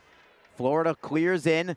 The Everblades don't seem to be in too much of a hurry to try and pad this lead as Jacksonville drives it up the boards all the way down to the Florida zone for an icing. They were trying a long slap pass looking for a deflection, but the deflection never came. The Icemen have had a bit of a pushback here in about the last 5 minutes or so. I like the way that they've been playing for the last handful of minutes, but they need some results here pretty quickly. Yeah, time the biggest enemy right now, 4.5 minutes to go. And again, they are starting to get a little bit more buzz in the offensive zone, but really not getting any shots in on Appleby. They've been stuck there. So they're just they're firing the puck, but they're just not getting them in and getting them through. The Icemen win the faceoff. Warren at center ice, backhands it in, and Lynch will be first on the puck behind the net. Tries to center, deflects towards the line, but the Everblades are able to clear it out. Foot race for the puck. Baudouin, excellent hustle and had a good angle on that as he plays it around the wall. Logan Rowe looks to hold it in, knocked away by Jacksonville. They'll play it ahead. They've got a three-man attack. Baudouin over the blue line, trailing his Thrower. It's Warren, rather. His shot is blocked. Comes to the far side. Lynch knocks it free, only to have it go to the Everblades. Coper tried to send Magwood on his way for what would have been a breakaway, but it's held into the zone by Jacksonville. Logan Rowe gets it back. He's got a little time. Plays it wing to wing. A poke check knocks it loose. Lynch looks to center. Turns it in front. Tries to find Albert. Moving in is Shaw, but he can't get the pass. Albert into the near side corner. Loses the puck to Florida, and the Everblades will play it away. Again, just like you said, Alex, good possession time, but they can't get the shots on goal. Just when it looks so good. As Martin overskates the puck, but the Icemen still have the puck. It is Mingo for Schmier. Deflects it to the Florida line, but no further. McCarron picks it up with just 3:12 to go in the third period. The Everblades long pass ahead, deflects in. Dalton Thrower plays it left to right for Mingo. Ahead for Mercier. Mercier up the boards for Schmier, who deflects it into the left of Appleby. McCarron and Schmier fight for it. McCarron takes a hit to play it up the wall, and the Everblades play it safely to center. Mingo with a spin move on Garland, right up the middle at the red line. Cuts to the right, plays it around the wall, it barely stays in play. Clark takes the body, Hedden takes the puck. Hedden left circle, tries to find a man, he leaves it for Clark to the blue line. This time it's Everett Clark. Closes and fires. It is blocked by Florida. Not out of the zone yet, but the Everblades get it back, and this time they do clear it out. It will be called icing as Baudouin hustles to save an extra second on the clock. 2:26 to go in the third period. It remains Florida 2, Jacksonville 1. Again, you can just feel the pressure being applied, but they're just not getting him through. And and Florida's doing a good job, blocking shots and batting down the passes. So Jacksonville, they're pressing. They're getting the chances in the zone here, but just cannot quite get them in there to challenge Appleby. And Florida, again, this is what they can do. They can bottle you up, and they're kind of a gritty team as far as getting those block shots, getting in the lanes. So we'll see how it plays out here. The Icemen do have the timeout to take. They got the option of pulling Carlson. We'll see how it goes. Still a tightly contested game. Icemen are trying everything they can right now. They just can't seem to break through the wall. And this is a small thing, but Florida just played it out of play, off the glass and out of play. And with 2:22 in the game, it's a media timeout here. We went several minutes without the media timeout. No problem for Jason Christie. No. This is basically timeout number one without having to call it. Right, exactly. It comes at a pretty good time. And that's just because we've had good sustained play on both sides for a while there. And then, of course, the icing whistle, you can't take the media timeout after the icing. So it's kind of worked out perfectly here for Jacksonville. They can talk a little strategy, get a little bit of a fresh group out there. And then they have the option to take the timeout later if necessary. Also curious if Adam Carlson will head to the bench right now in favor of a sixth attacker with an offensive zone draw. Maybe wait for a face-off win. I don't know. Could go either way. These coaches are pulling these goaltenders earlier and earlier, it seems like, over the years. I remember, not so long ago when you'd be waiting until maybe a minute on the clock, maybe even 50 seconds on the clock. Yeah, no, without question. And that's what it is. It's a tough thing. I think it's one of those things where you wait till you get possession, especially this early. Now, you get to a point where, there's a minute, then you might have the chance to just go ahead and do it, and you got no much of a choice there. But with 2:22 to go in a one-goal game, I think if you're going to pull the goaltender, you wait till you get some sustained possession in the offensive zone. So the faceoff is in the Florida zone. Jacksonville trying to pressure and keep it in. It's pinned up along the boards. It comes to the Everblades, and Logan Rowe moves it for Jeremy Daner. Daner will gain center ice and softly play it in behind the Jacksonville net. Warren tries to pry the puck loose. Baudouin is there also for the Icemen. Florida just killing some time here, keeping it pinned up along the boards. Warren again tries to kick it loose. Finally does, got tripped up on the play, but will play on, and the Icemen work it through center ice. Hayden Shaw on his backhand, takes it over the blue line. He's bumped off the play by Rowe, and offside will be called. Florida cleared out. It went just over the line. Baudouin couldn't quite get there and to hold it in. And just 1:42 remaining in the third period. The Icemen looking for some heroics. They don't care who gets it. They just want somebody to be a hero tonight. Yeah, you talked about it, Arlie. Again, this is not what this team has had a knack for, those late heroics. Boy, it would be a great time to get it right now here with 1:42 to go. This game's just been so tight, but the Icemen have been stuck on that 20-shot mark there for a while. They just have not been getting them through. Only 3 shots this entire period. Yeah. Florida only has 6 for that matter, so it's not like they're doing a ton of damage, but they do have the go-ahead goal early in this period from Blake Winicky. Jacksonville plays it into the zone, still in the crease is Carlson. Now he heads to the bench, and the Icemen have the puck. Centering feed. Clark is there. He scores! Everett Clark ties it up.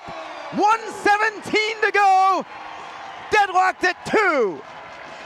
There it is, Arlie, the dramatics here late at Veterans Memorial Arena, and it was Everett Clark.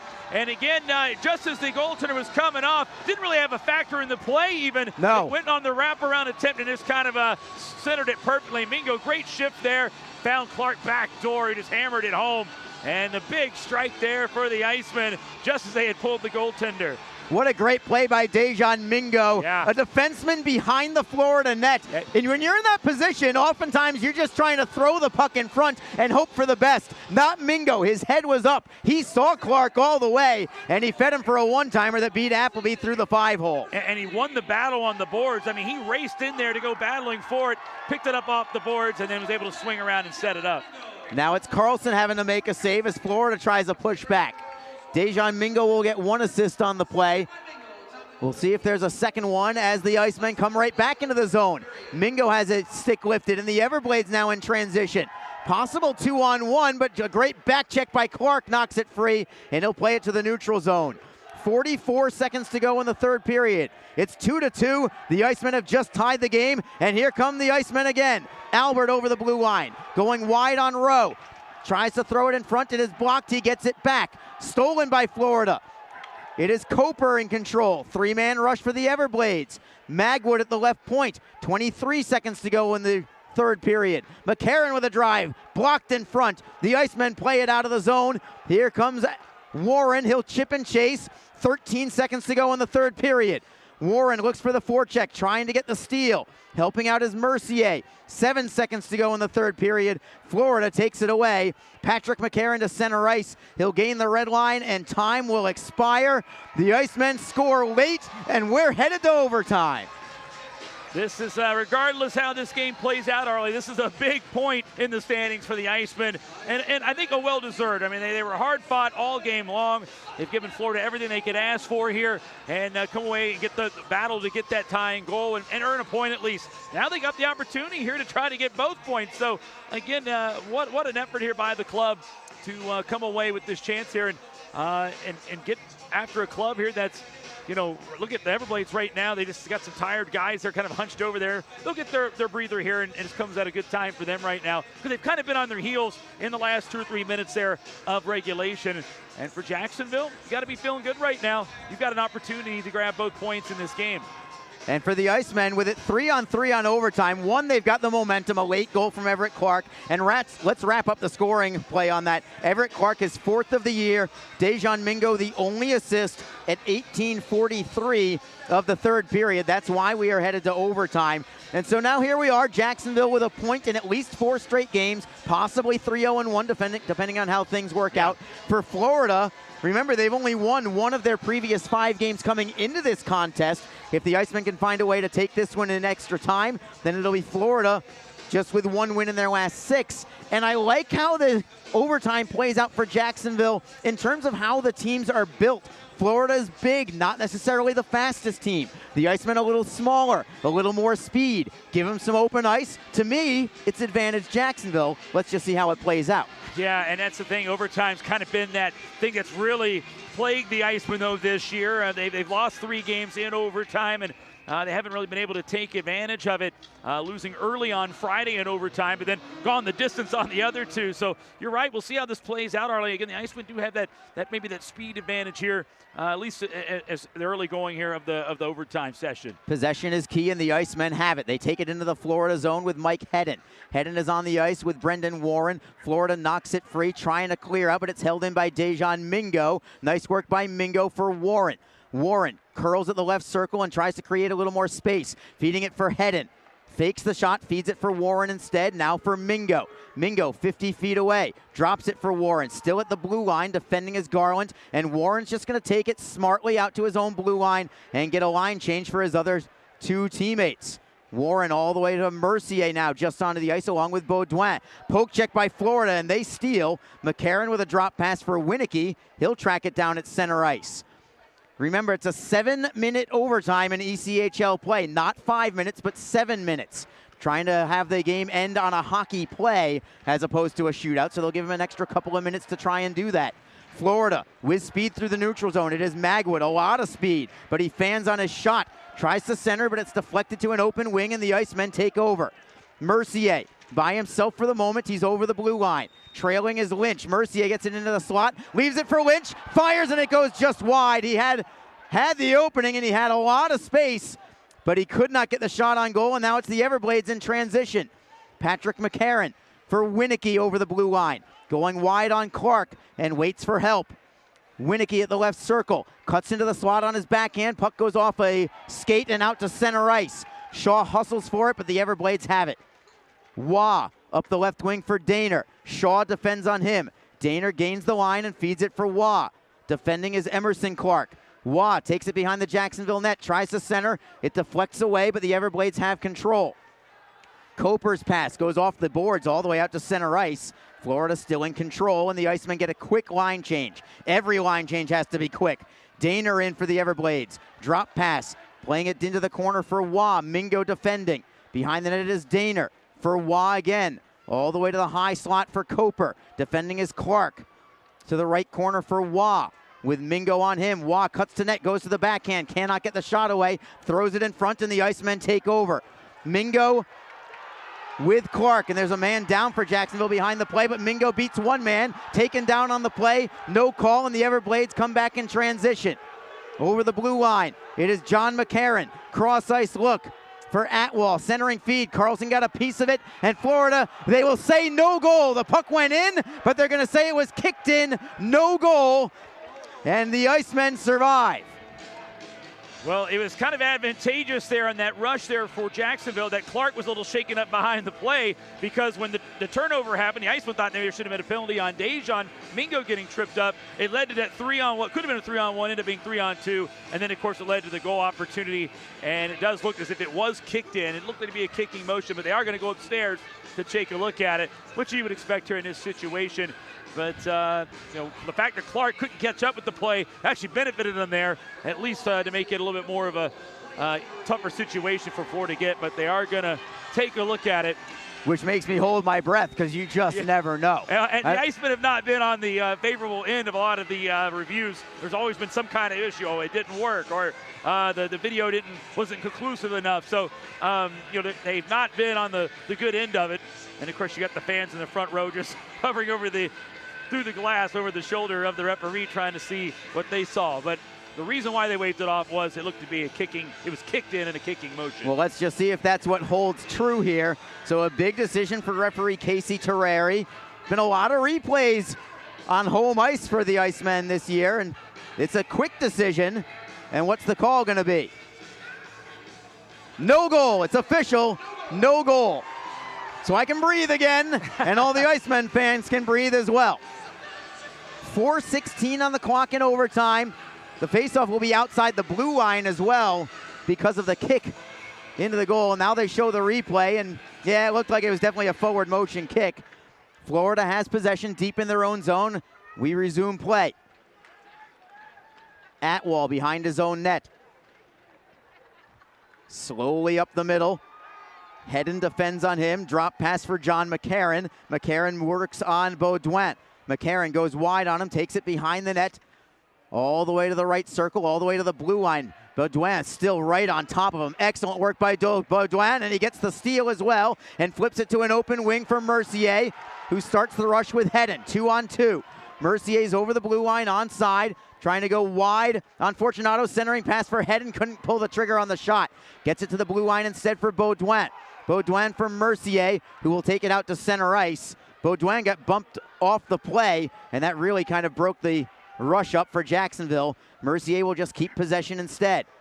Mercier for Shaw. Shaw tries to get it away from Fortunato, leaves it for Mercier, who will chip it into the zone, but it will be Florida taking possession with 3:11 to go in overtime. 2-2 is the score. Logan Rowe for Florida. Stick handles up the right wing. Shaw defends. Rowe goes wide on him. Centering pass saved by Carlson. Rebound for the Icemen. 2-on-1 the other way. Shaw with Martin. Shaw left wing side. Cuts to the middle. Toe drag and a great save by Appleby. Just got a piece with the toe of his glove. Shaw keeps it in the zone, however. Fakes the drop pass. He'll keep it himself. Leaves it for the left circle for Warren. Warren, great move into the slot.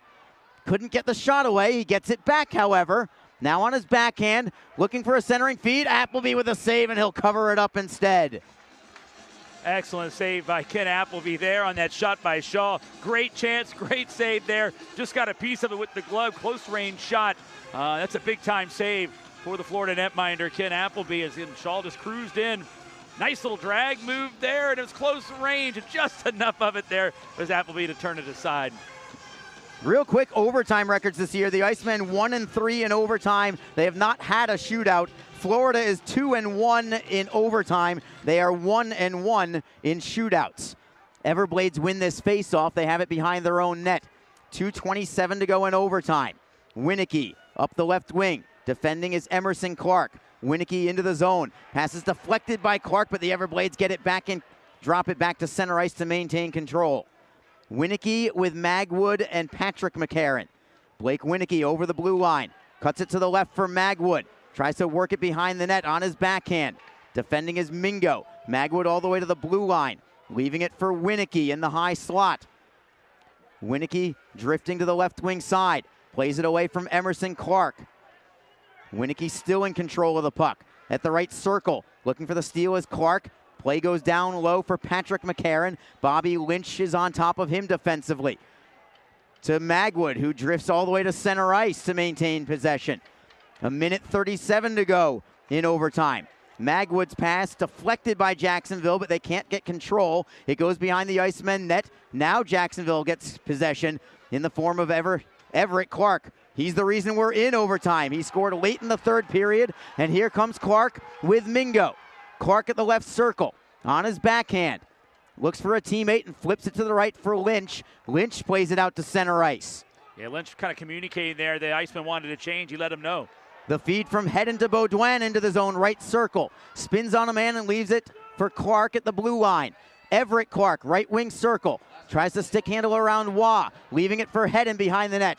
The player's lost the stick for Florida, but he gets it back. Everblades play it ahead. Here they come. Possible partial breakaway for Coper. Coper with a backhand. Save is made. Rebound denied by Carlson. What a save! And now the Icemen go after Jeremy Daner, who poke-checked at Carlson after he had frozen the puck already. And we may have a fight here in overtime. You don't see this often, the 3-on-3. Well, what happened there was Carlson took the little bump as Florida was just trying to, poke away there, and there was a little bit of a shove maybe after Carlson came back to shove. They took another shot at Carlson, and that's when the Icemen kind of took exception to it. And both sides there, kind of guilty there to kind of keep it going. But Everett Clark, he was on the tail end of his shift, and he's just decided, well, I'm going to stick up for my goaltender here. But you don't see the often fight there in the overtime session, especially the 3-on-3. I don't know if I have ever seen it in overtime. Yeah, it's just something you don't. I think they only called roughing for what it's worth. Yeah, I mean, it wasn't really a full-fledged fight there.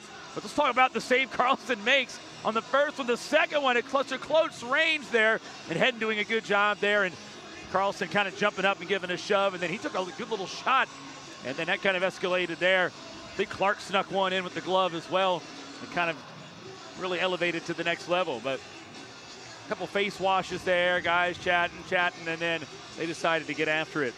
So a little bit of time left in overtime to try and decide things. If nothing happens in the next 45 seconds, we will have our first shootout of the season. Florida has called timeout. They have an offensive zone draw, and why not, I suppose. Brad Ralph, their head coach, making that call with the timeout. Yeah, you got an offensive zone draw and a chance here to win a quick play, or maybe there's something that he's noticed, that some tendencies on the Icemen. So we'll see what they come up with here. You can't take the timeouts home with you and accrue them for later on. So he's going to make use of it here with the offensive zone draw, settle his troops down, and come up with a play to try to get the win here in the extra session. Meanwhile, allow Jason Christie the same opportunity. Discuss a little strategy here on their breakout the other way if they can get possession. Yeah, it comes down to the face-off. I mean, face-off's going to be critical, but I know that there's every coach in the league has a play design probably where you have a defensive zone draw in overtime, and if you win that draw, you spring somebody loose. Yeah, exactly. It's something they work on or they know or they have in their back pocket, and it's all kind of a chess match here in overtime. Because again, you go down and get a rush, odd man, and you don't convert, it's going to usually result in the same numbers going the other direction. So and that's what makes the 3-on-3 just really fun to watch. So here is the draw, and the Everblades have it. John McCarron to the point for Logan Rowe. Cross ice for Michael Neville. Neville trying to center it in front. Mercier knocks it into the corner, trying to get possession, but Rowe is on it. Logan Rowe drifts into the slot, goes to his backhand, cuts to the forehand, can't get the shot away. Comes loose for Warren, knocks it ahead for Mercier. 2-on-1 Jacksonville. Mercier with Mingo. Mercier right side, shot, save, rebound, over the crossbar from Mingo. Mercier gets it back to the blue line for Warren, who barely holds it in. Now he loses the handle, and the Icemen have to regroup. 10 seconds to go in overtime. Warren over the blue line. Just 5 seconds to go. Mercier from the point. Save made by Appleby, and we will go to a shootout.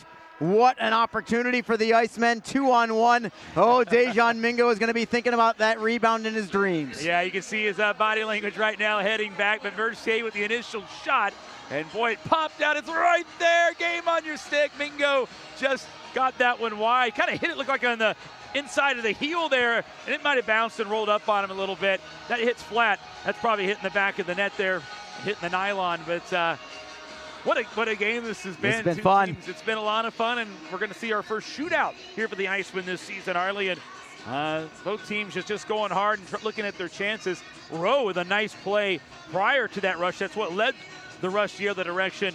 He brought it to the front door. Just couldn't carve that one in. Just slid it wide. And the Icemen jumping on it for that 2-on-1 chance. It just missed off the stick of Mingo. The goaltenders will switch sides yet again. And we've got a 3-round shootout. If it's still tied after 3 rounds, it will be individual rounds until a winner has been determined.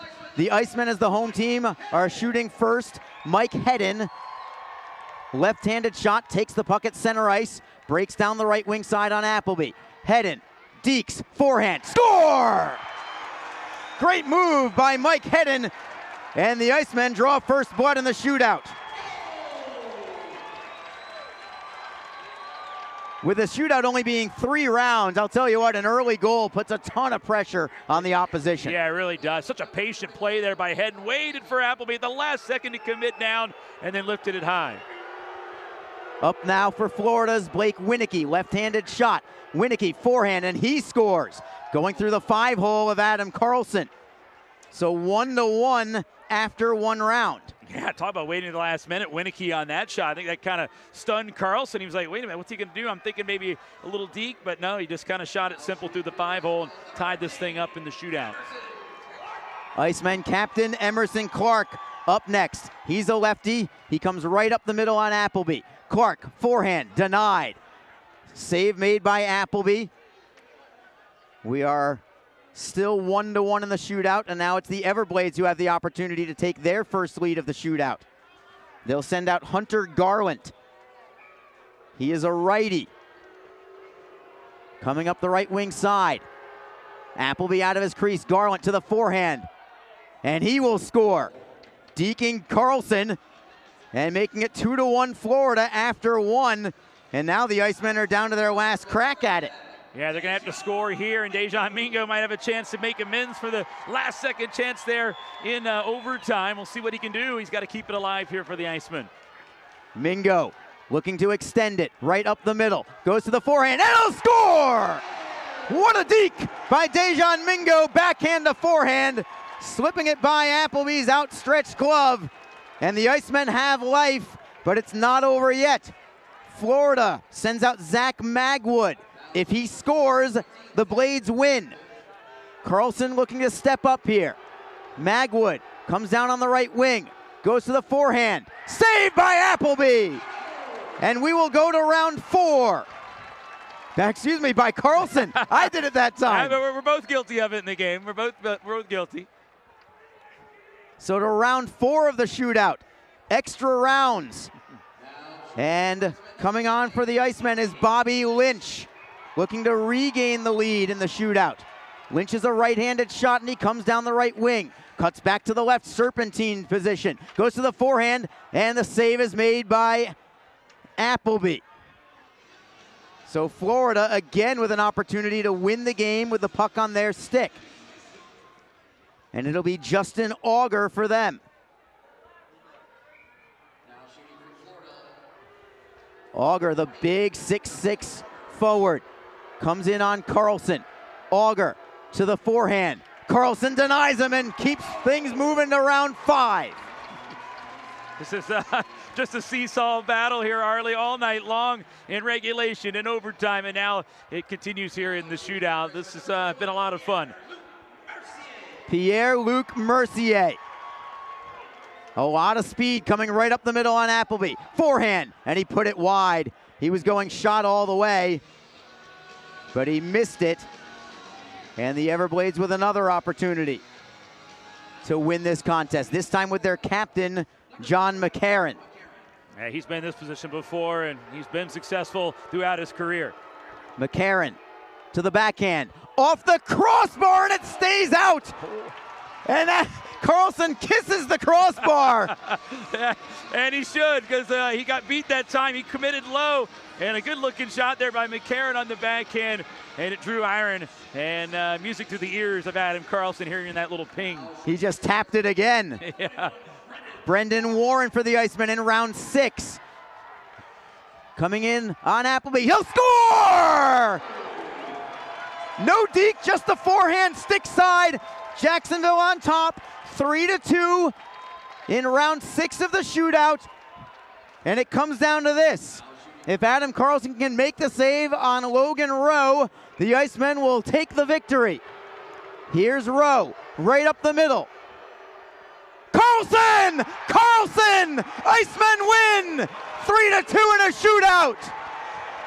A tremendous game here in Jacksonville. And the Icemen have their first win streak of the year. 3-2 final score in the shootout. 6 rounds, and they needed every bit of it. They certainly did, Arlie. This team's got momentum right now, and they have been doing an excellent job getting this thing done. So I'll tell you what, it was a back and forth battle, and the Icemen battled for the late goal to get a point, and they get the extra point in what was just an enjoyable hockey game here today. Certainly incredible win here for this club. First time all year the Icemen get back-to-back wins. And now their unbeaten streak goes down to 4 games as this team getting a big 2 points here against one of the top teams in the division, but also in the ECHL. A happy bunch down on the ice. And boy, oh boy, is that a happy gang down there. Carlson getting a little music there to the ears of the crossbar on that shot by McCarron, who had him beat. But it just clipped up for that chance.